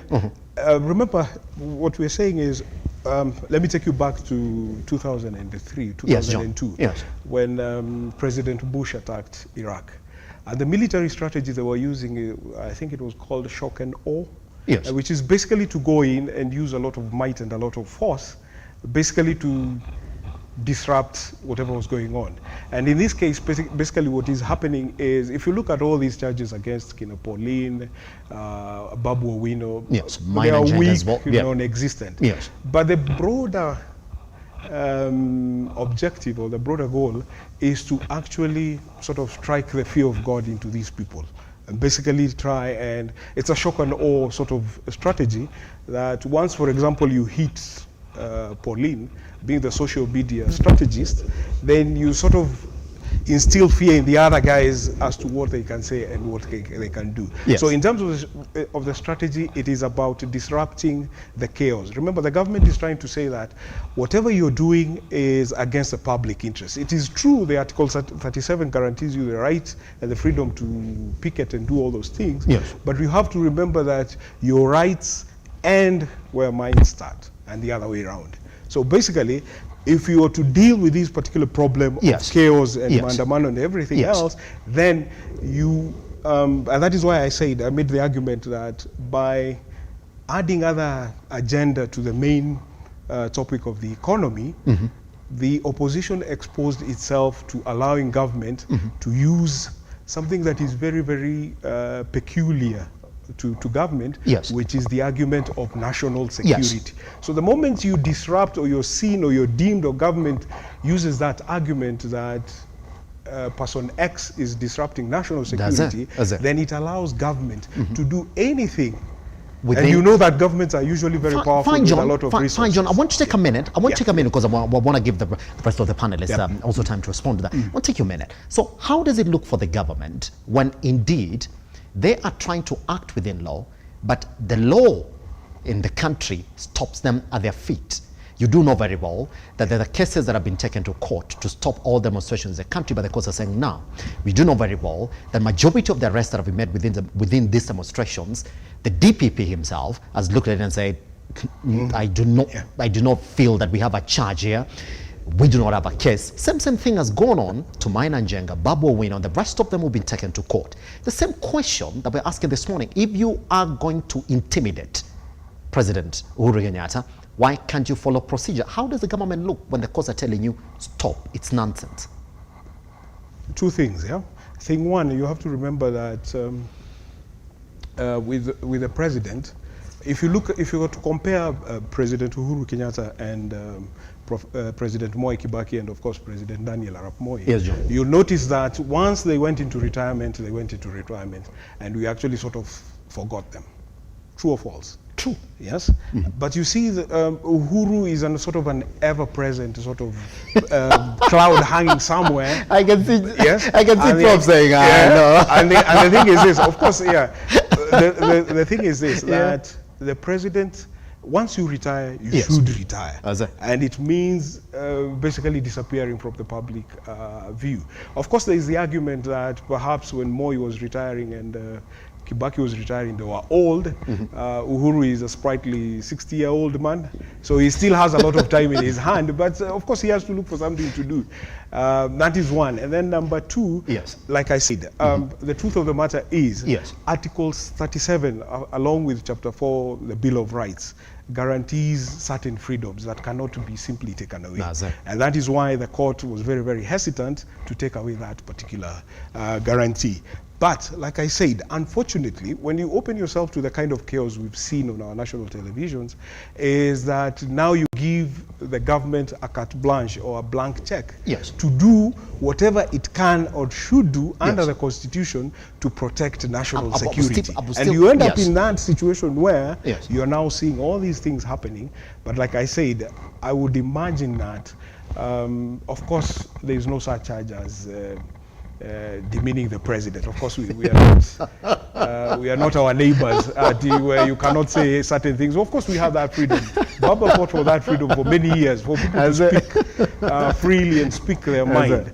But, like I said, the moment you start playing around with national security and public interest, believe me, government will use its resources to come down hard on you. Simba, I want you into the conversation, but I want to get you in the conversation like this. Since we're talking about this, but give me my right to reply. Yes, but I want you to hold on your thoughts because we're going to come from. But I'll remind you, it was on the. It is immediate. On subsidies and all. Reply is always immediate. I want to support something on that. We're going to come from that, isn't it? I want you to pick up from what Kimani Ichung'wah is saying, and this is a question that I kept on asking, and I asked John off camera. Why we have people within the Kenya Kwanza government who speak above the president. This is what Kimani Ichung'wah is saying, yeah? At a time when IPOA is saying we're going to start investigations, the conduct of the police, and the way that the government is behaving within this climate for demonstrations, the same majority leader was saying to defend the actions of the law enforcers during protests, saying they acted within the law despite widespread criticism of police brutality. Ichung'wah went ahead to say instances where live ammunition was used is within the law. This comes as Azimio threatens then to take the matter to the Hague. Just before we look at that story, Simba, quick returns on that then. Is the president right to be asked, focus on what is important in this country by the former president? It is right. It is absolutely right. Now, before we go to that, you know, I want us to make it overall. Yes. I was very keen when Prof was talking on subsidies and John was trying to interact the same. Yes.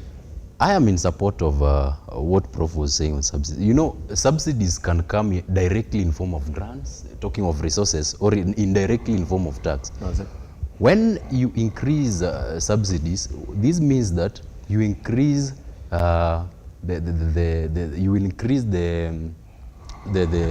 resources, the services, I mean. You will increase the services. When you increase the services, this means that there will be an increase in demand of the same. Yes. You get that? Yes. When there is an increase in demand of the same, there will be, the prices of the services will be lowered. In this category, it is a win-win situation to both the producer and the consumer. Regarding that, Kenya has a very massive consumer base, and we've experienced that even from the Kibaki regime. We've been seeing this. Yes. So yeah, on matter of subsidies, we are not supposed to be arguing on that. That is something that we are supposed to be seeing now that the economic stability of our country is dwindling. When talking about the issue of that was Kimani Ichung'wah. That is Kimani Ichung'wah. And you asked me a question, if there are some people whom we don't know, I don't know, shadow president, whom we don't want to talk about. Yes. I'm in support of that 100%. Yes. There is no way you can't. You know, ever since RUTO came to power, yes, this guy has made a lot of trips. Where is this guy going? I will wake up tomorrow in the morning, the guy is in Saudi Arabia. The next day, the guy is in France. He is in France making one of the most incredible speeches about ozone layer and some famine crisis. Look at the Northeastern. Our own country, when we were taught that charity begins at home, it was not, people like RUTO are supposed to be mentored on the same. You are in France talking about economic crisis and famine and all that. Yes. Come back to your country and check Northeastern. Leave alone on Northeastern. Come to Nairobi and check. When John was talking about, he was happy this morning that he's seeing people are walking around and people are taking their children to school. Yes. I can challenge that on this basis. If you think that the people are happy and everybody is happy about the economic structure of our country, the status quo currently, you would be seeing nobody in the streets. Completely, you will be seeing Raila, you will be seeing Babu Owino, you will be seeing Sifuna, you will be seeing me on the streets, of course. Yes. You will be seeing no any other citizen in the streets. If the state of the country would be as perfect as I don't know, John meant it, I was not so keen on what he was saying. Yes. Kimani Ichung'wah is posting something to the people. He is a shadow spokesperson of the president. What Kimani Ichung'wah says is directly from the president, RUTO. Which police were deployed to you know, interact the maandamano? Which yes. Police? We know those were pawns. We know the rooks. We have seen. I used to organize maandamano at the beginning. Yes. I used to call a lot of people as we were going to maandamano. At this time, at this rate, and I can testify from last week, it is the people who are calling me, chairman, tunakutana wapi? It is the people who are calling me. Where are we meeting? Where is the joint? Where are we meeting? Where is the junction? It is the people who are now demanding. I was looking for them earlier. Right now, they are the ones looking for me to give the direction of the same. Because everybody is tired. It's no longer Raila thing. It's no longer Azimio thing. It's about what they feel. It's the pressure they feel on themselves. When Kimani Ichung'wah is talking of the deployed police, which police? We are intelligent. We can see this thing. There is no police. Those are pawns. The police are just pawns in this. Those are armed militia who have been imported from outside. And these are things that we've seen. This government is rogged. They have to accept the fact. Yes. The battle is going for long, and the fact is that they have to accept the wrong that they have done. Pretty much. They've twisted the table from what they promised us, and now they cannot be able to meet their end of the deal. Yes. At the end of the day, what are they doing? They're giving us dead promises. And this is a government that has a dead end. Prof. Yes. Jump in then. I want to take you back before I ask you that particular question on where we are right now in this discussion on subsidies. So you shake your head. So John is over the other side, and this is exactly what John said. You do not trade subsidies when essentially your problem is lack of resources. Yeah. Good. And number two as well, that indeed, essentially, only problem that we have with Uhuru Kenyatta is that it hasn't retired. So we're going to treat you like the rest of them. Yeah. All right, let's get into it. So first of all, on the subsidies, let me say that I was an economist with the European Central Bank during the global financial crisis. Yes. It was very bad in Greece. It was very bad in Portugal. Actually, we are the one who crafted what's called the pigs. The pigs in Europe was P, Portugal, I, Italy, G, Greece, and S, Spain. Yes. They were the ones actually who were completely affected.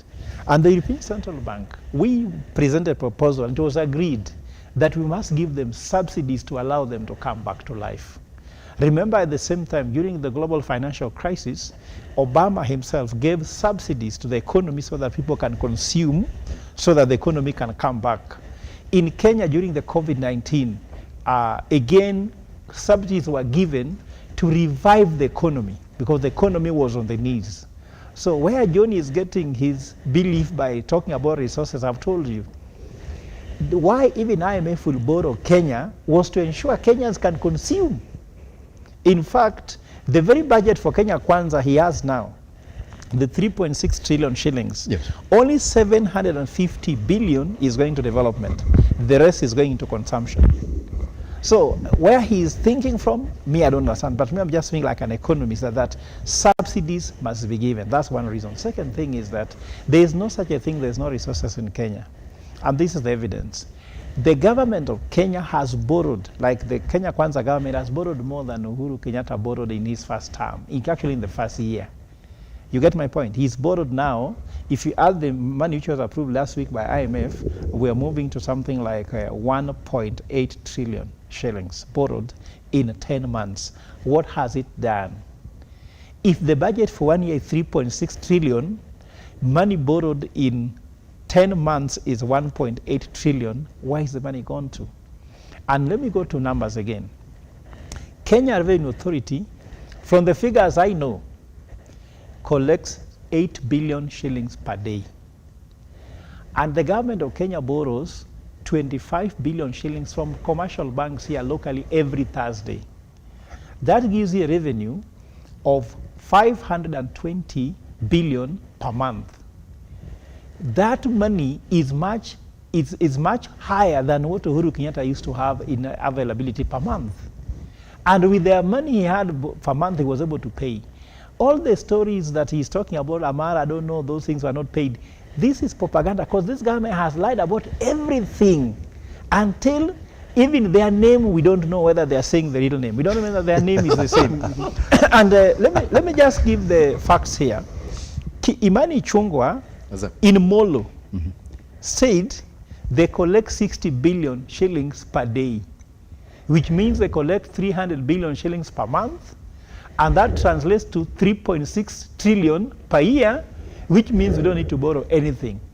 Myself and Okiya Mutata are asking to be given access by Commission Regulation or Revenue Authority to look for the debt register for Kenya. They are saying it is not available. We are saying we are paying debt and the debt register is not available. Now, from where are they paying this debt? Why can you have debt that you are paying people that you don't know the register? So all the stories talk about, those are propaganda which has been used by Kenya Kwanza. Don't consume them as a professional because they'll make you feel off, isn't it? There are no facts about those things, about oil and the rest. In fact, if you look at another lie, they went to Saudi Arabia. They said they had a deal with Saudi Arabia to pay them in Kenya shillings oil, isn't it? It is practically and economically impossible. When you give the guy of Saudi Arabia Kenya shillings, to do what with it?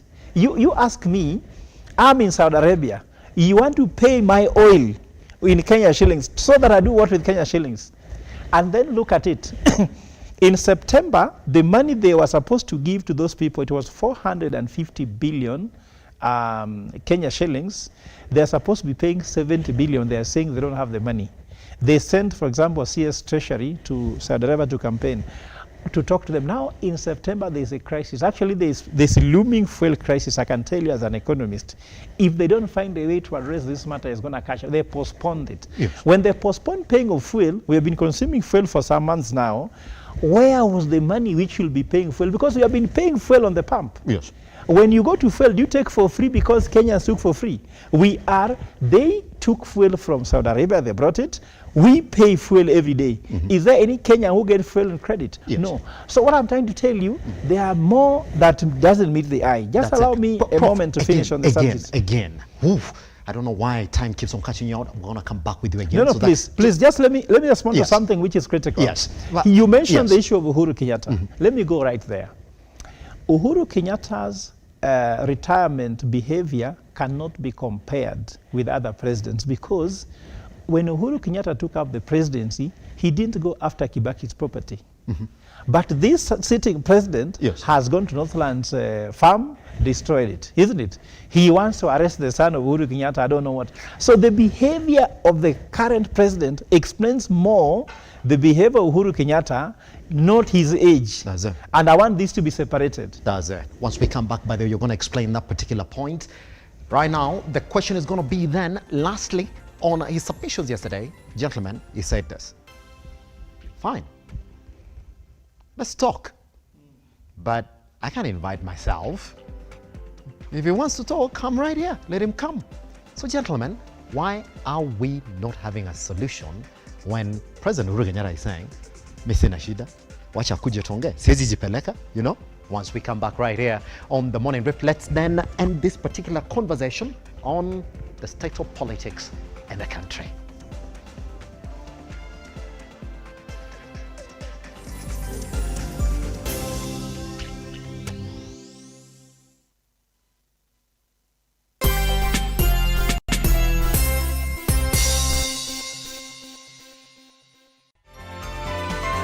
Infinity Industrial Park is one of the largest private industrial parks located along Eastern Bypass, Nairobi, which provides modern infrastructure for smooth operations for industries and business enterprises. Infinity Industrial Park offers world-class amenities and facilities with wide roads, a police station, a power substation, fire station, public transport stage, hospital, and shopping mall. In addition, Infinity Industrial Park also offers CCTV cameras, 24-hour private armed security patrol, sewer, water, fiber optic cable, and 3-phase power connection, added to public utility, canteen, and dining areas. Sail on the golden opportunity to invest in Infinity Industrial Park, fully serviced warehouses at a special price of 3,569 Kenyan shillings per square foot. For more inquiries, visit our website infinityindustrialpark.com.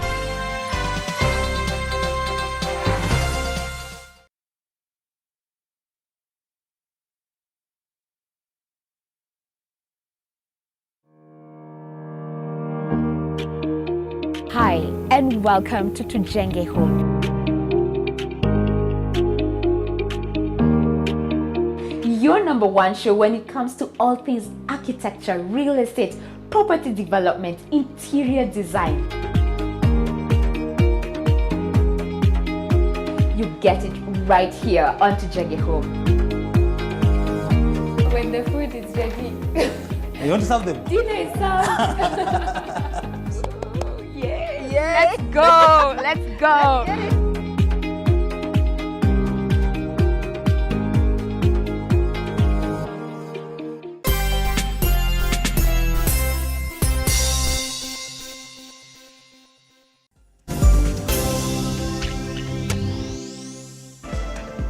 All right.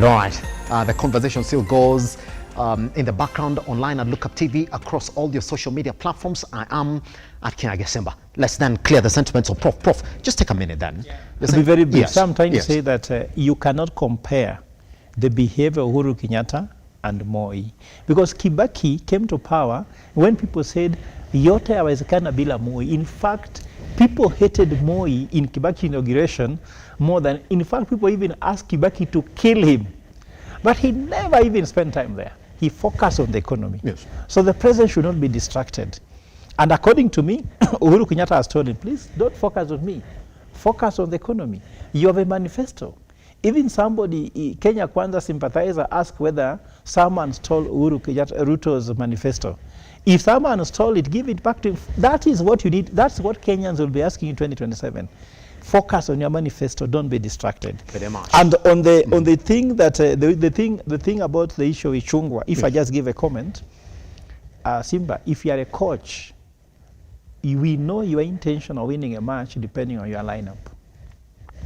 When Ruto became president, how he appointed guys like Moses Kuria, Aisha Jumwa. In fact, that cabinet, the PSS, the level of qualification told us whether he was serious, whether he wanted to transform the economy or not. Look at Kibaki. Look at the guys who were appointed in that cabinet. People like Anyang' Nyong'o in charge of planning, or Paranya. Look at, just look at the team sheet of Kibaki, look at the team sheet of Uhuru Kenyatta, and look at the team sheet for Ruto and discover he's taking us aback. Attorney General for Uhuru Kenyatta was a professor, isn't it? Look at those cases you're talking about. Why is it that even the Finance Act was completely legal, that it has been thrown away, and he has Attorney General? just look at the delivery and look at the team. It does not surprise me. I am completely not surprised. And there'll be misses and misses and misses, because the team, the cabinet is your architect. Let me ask you, Simba, if you are the president and you sit in the cabinet, the Linturis are advising you in agriculture. Moses Kuria, whom Ambassador Tai said should not sit in a meeting with him, Minister for Trade, where are you going? The president is not being honest where he wants to take Kenya. The president needs to reshuffle that cabinet and have a team that can make him win. Even when a team is missing to win a Premier League, normally they reshuffle the team, sell off dead woods, replace them. When Ateta was having challenge in Arsenal, he solved the guys like Auba and said, okay, you are a good player, but you cannot help me, just go away. So time comes when the president must crack the whip. Instead of cracking the whip by arresting people, please focus on your own team. The guys like Imani Chungwa, look at the majority, like Imani Chungwa is the majority leader for Kenya Kwanza, isn't it? Who was the majority leader for, even Opiyo Wandayi, who is the minority leader for Kenya Kwanza. When you listen to Opiyo Wandayi, you see wisdom. Since Ichungwa became majority leader, which wisdom have you seen coming from him? Now, look at the speaker Marende, who was a speaker during Kibaki. People even call him Solomonic, because there's a time when ODM and PNU at loggerheads, and he made a Solomonic ruling. When Wetangula had got a moment to become Solomonic when they are determining the majority and majority leadership in parliament, he was partisan. He was not Solomonic. So the team we're having in Kenya Kwanza is my concern, and it tells me that there's a challenge that we might not deliver the manifesto for Kenya Kwanza. First, it's based on the wrong economic model, and I end by telling you, the Kenya Kwanza budget was supposed to sort out all the issues that we are having, because Ruto continues saying, wait until I read my budget. Your maiden budget is not your budget. That budget does not belong to Ruto. That budget was written by IMF and World Bank. In fact, if you look at the opening remarks of the CS Treasury, Professor Njuguna Arunugo reads by saying, yes, I take this chance to thank our development partners, and I single out IMF and World Bank for offering policy direction, structural adjustment, and resources. Yes. Policy direction. Remember, before the budget is read, it's called budget policy statement. It was written by IMF and World Bank. That's why they are taxing Kenyans where they don't need to tax them. At the same time, they have removed subsidies which will keep Kenyans, actually, their heads are on top of water. Kenyans' heads are under the water. They are actually suffocating.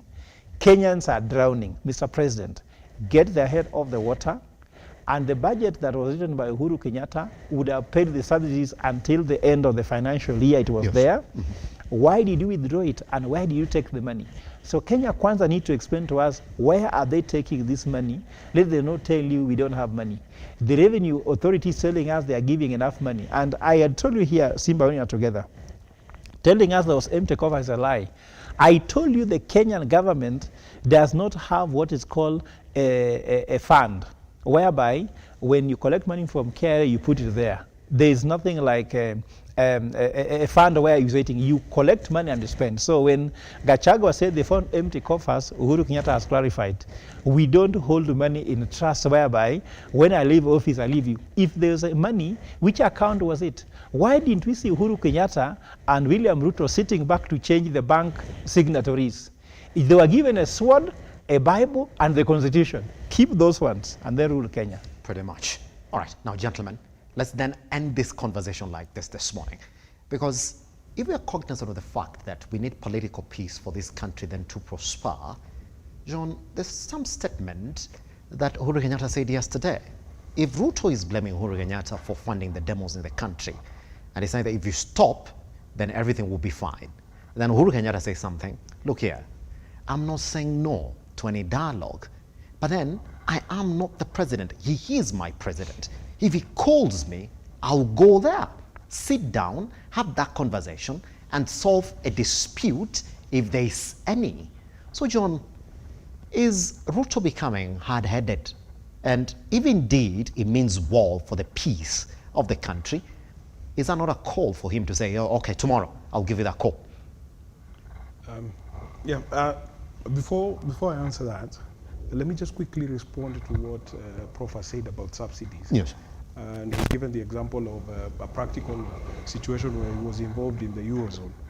The bit that he conveniently left out is he didn't tell you that actually the resources that were sent to the pigs were actually coming to the much more stable economies of the European Union zone, which is Germany, France, and the United Kingdom. And if he remembers well, he knows that there were very, very sort of heated conversations within Germany, for example. Germans making the argument that why should we pay for the profligacy of Greece, for example. Yes. Yes. So when you're spending resources, they have to come from somewhere. Of course, people use also the example of the United States and how they print money, quantitative easing, and so on and so forth. But people forget that the US have what is called the dollar privilege, which is basically everybody across the world uses the dollar. So that enables them or gives them space to print as much money as they want, simply because of that particular fact that the dollar is the reserve currency of the world. So resources, when you spend them, they have to come from somewhere. Just like your personal, I tell people, for you to understand what is going on with government finances, use your own self-example, because it's the same. Yes? What happens when your expenditures supersede your revenues? And that is where the government finds itself. That, unfortunately, the truth of the matter is the expenditures far outpace or are much greater than the income or the tax revenues. Yes. So for that particular point, Prof, I disagree with you. Resources have to come from somewhere, and we know that we have a 10 trillion debt ceiling, and of course we know that from the Public Finance Management Act, you cannot borrow to pay for expenditures. You only borrow to invest. Yes, and of course we have to get a lead on how we spend our money. So that is that particular point on the economics. Coming back to what Uhuru was saying, the truth of the matter is that let Uhuru and everybody else that is opposed to the president give him space to do his job. It's as simple as that. I know that because of what is going on in terms of suffering, economy being hard, and so on and so forth, there's always a temptation that people want immediate relief. Yes. But we know everything takes time. We know that if you plant maize, you do not plant today and expect to harvest tomorrow. This administration has been in power for less than a year. We're actually coming up to a year anniversary. And the truth of the matter is they were actually implementing a budget that was not of their own. And remember, when you look at the budget numbers, we spend around 3 point something. And the numbers from KRA, for example, from last week, I think, they showed that they collected 2.1 trillion. And then you ask yourself, where is the 1.5 trillion coming from? And that is where the borrowing comes in.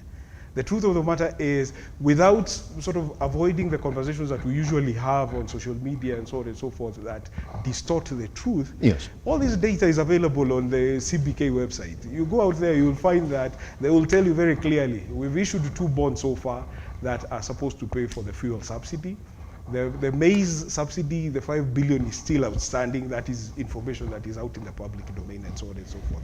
So my plea to the former president would be that, and of course to all of us as Kenyans, because at the end of the day, this is our country. It belongs to all of us, 50 million of us.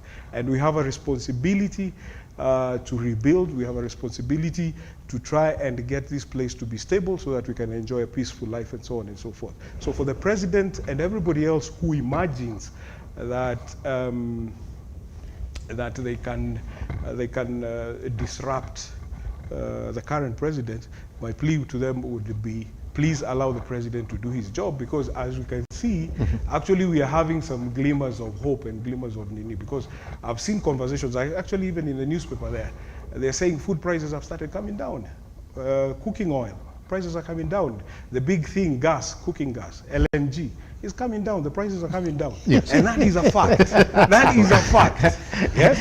And in a few months, John, the president has made the argument John, that this gentleman in a wants few to months, we're expecting what is called maize to start coming from the shambas. Yes. And that will, of course, percolate into the price of unga ultimately. Yes. So allow the president to do his Does job. that? Give him time. He's only Simba, he's Simba, only just been for Simba, let me start picking your year, submission as well. Just the conclusion from this conversation. Same question that I asked John, and John has really evaded that particular question.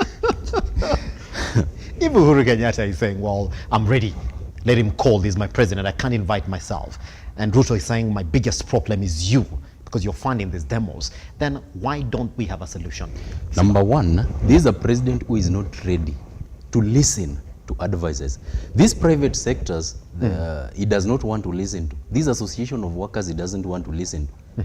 The former president who has been there, he has experience, whom he doesn't want to listen. These are the people who are controlling the economy. He is not ready to listen to anybody. And if you want to know the reasoning of a sitting president, you look at his or her cabinet. Look at this cabinet, the cabinet which we are having. These are people who lacks quantum leadership, no experience in anything. They are just there. I believe the president is so much well-informed, well-experienced in agriculture. Why doesn't he apply that analogy to shape the economy of our state? Yes. This is a president who is telling you, if you buy one loaf of bread today, he is telling you that you'll be hungry the whole day, so that when you are hungry the next morning, you consume the whole bread once. Where does that one apply? Which economic law have we ever seen such a thing? Mm-hmm. That is what we are seeing in the economic model these people are trying to impose on us. We've not allowed them. We've not given them any mandate to impose such a thing on us. We should have an upper hand on the same. When this finance bill was passed in the National Assembly, these are people who received threats, and it's there, it's open. They received threats from the government. Lest we talk about the shadow masters, because of course we know President Ruto is just a rook in this. We know they are shadow masters, the king, people who are pushing him to do this and that. Now, the economic model of our country, there is only one way that the president can shape this economic model. Let him listen to Kenyans. If he doesn't want to see Kenyans crying against him, something which is really ignoring, and is in full ignorant of the same, yes, the power of popular legitimacy. Yes. This is something that has turned governments upside down, and the president is really in ignorance of the same. And as I was starting, I said, I have heard John saying something here that he should be given time. Which time? One full year? We've not, we do not even have an iota of evidence of what the president has done to the people of Kenya. We have not seen anything. Borrowing left, right, and center. This guy has borrowed billions and billions of money. When we question where is this money going, they'll tell you that they are operating on a former regime. Okay, if they are operating on a former regime schedule, where is the evidence on what you've done? We want to see 2-3 things that can something that can give us satisfaction that yes, this is a government that we can push our economy yes, to the model that we want to see it. But at the end of the day, we cannot say that this is a government that we are supporting that is going to bring our country to where we want it to be. Let him console himself, yes, let him be humble and listen to the people who want to advise him. Yes. Prof, same question before you react to the submissions of John. If the president, that is President Uhuru Kenyatta, is saying, if I'm the problem, then I'm ready to talk so that I can fix that particular problem. But then I can't invite my president. I have to receive that invitation for the president or that order for the president that, well, let's meet and talk about this issue. So who are we fighting when the same person that you're fighting and blaming for the instability in your country is telling you, I'm ready, come, let's talk. So is the problem in this particular situation all of a sudden RUTO, according to the president, because the mastermind is saying, apparently the alleged mastermind is saying, I'm ready to talk, I've not received the invitation. Yeah. As far as I'm concerned, the talk here is not even that he's the cause of the trouble. Yes. The talk here is that if you need advice, yes, because we've been there. Moi was there, did an MOU with Raila. Kibaki was there, he did a Nusumkate with Raila. Uhuru was there, he did a handshake with Raila. So which one is yours? what would you call it? And Kibaki, President Ruto there, Uhuru said yesterday that he consulted Moi and Kibaki when there was trouble, and they gave him guidance. So he was telling him, in short, without saying, that there's something you don't know, that you may actually need to call me. Actually, the only two people who understand the presidency in Kenya now are two people. Ruto and maybe, to a large extent, Uhuru Kenyatta. Uhuru Kenyatta was there for 10 years. This guy has been there for 11 months. Between 11 months experience and 10 years experience, where would you seek counsel? If your counsel is Cheragei, Ichungwa, you're looking for counsel from the wrong people. Look for counsel from the guy who was in that seat when it was hot. Raila Odinga saw himself to office in Uhuru Park. And this was a challenge. And Uhuru was actually in distress. He solved the issue and stabilized the economy and focused on work. So he's saying, come to me, I can help you out. But this ego and kiburi that people think they know much better, are more educated, are more enlightened, Kenya Kwanza team is very poor on experience and knowledge. Yes. And if you compare the Kenya Kwanza team and the other team of the other presidents I've told you, there's an issue there. And for me, when I hear the issue of give me more time, if you are taking your wife for a holiday, you agree you are taking her for a holiday in Mombasa by road, and you are driving, isn't it? Then you enter the car, and she sits comfortably, then you enter Waiyaki Way, isn't it? She's still comfortable. And you see the escarpment. She's still comfortable. You're reaching Naivasha. She's still comfortable. Do you think your wife will let you still continue towards Nakuru, and yet the holiday is in Mombasa? So Kenya Kwanza has taken a turn to the wrong direction. We give them time. So each and every policy they make, the Finance Act was wrong, isn't it? The cabinet appointment had issues. Some of them, we even don't know whether they have a degree, yet there's a requirement. You understand? The Minister for Education, if you look at them, he's so uninspiring to people going to school. Will you be inspired by the Minister for Education to pursue the highest level of education? If you saw Makoha with his CV and qualification as your CS education, would you not be inspired to even study more? If Machogu was to give a talk in a public university about education, what examples would we pick from it? If Linturi was to talk about agricultural transformation to the people in Mount Kenya, which inspiration will they draw? If Aisha Juma was talking about public service, you guys, let's not cheat ourselves. Let's call a spade a spade. For me, William Ruto is a capable president. He needs to set up a team that will help him deliver. Me and you and all Kenyans listening to us want the president to succeed. His failure is a failure for us, our next generation, our children, our children's children. Yes. So we want him to succeed. There is no time to waste. Let him succeed, not tomorrow, but today. Can I quickly? Yes, yes, John, yes.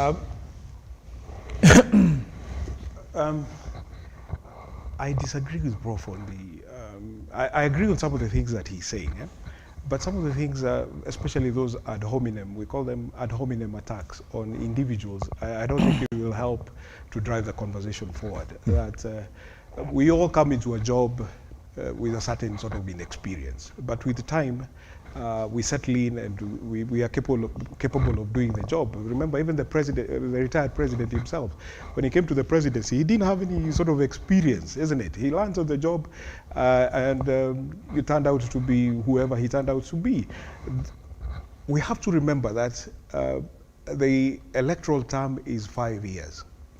So between 2022 and 2027, it's a 5-year term. Yes. Yes. This is a new administration. Of course, you'll, given the other circumstances, of course, coming from the back of certain difficulties, you expect them to struggle. But now, when you start attacking these men and women serving the country, because we all want, like you said, we all want Kenya to succeed.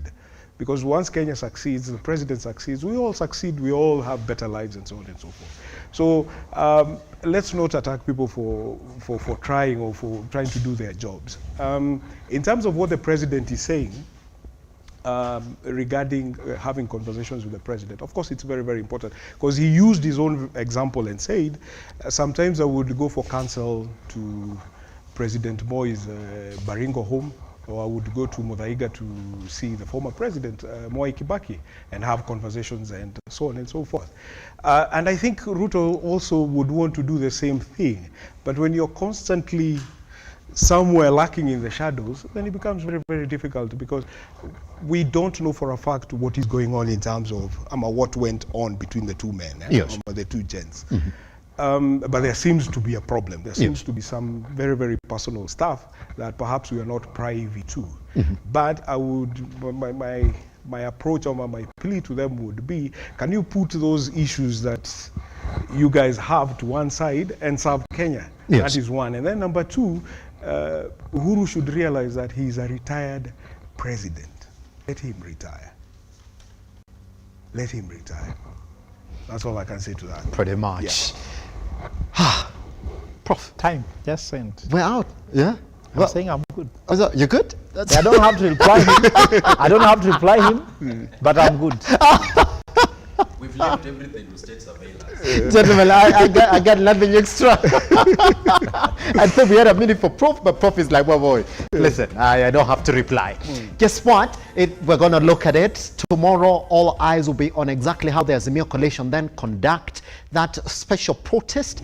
And then again, maybe at some point, maybe what we're calling for is a response then from President Ruto, because he has been put on the spot by his former president, saying, I'm ready.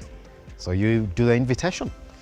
Take this gentleman online back to the time that he joined us in the studio at exactly 7:30 a.m. this morning at Lookuptv across all your social media platforms. All their submissions, by the way, are also live on our website, www.lookuptv.co.ke. That particular hashtag, it goes on at Lookuptv across all your social media platforms. And by the way, since I still have some 30 seconds, let me then make a big shout out to all the audience that has been with us since we started this particular conversation right here on the Morning Drift. Let me just say hi to three, if I can. Thank you very much, Mogash Emmanuel, for joining us this morning, and also Nyararo Dixon Jr. and Mary Edlids as well for being with us this morning. Tomorrow is another good day for another edition, isn't it? Goodbye.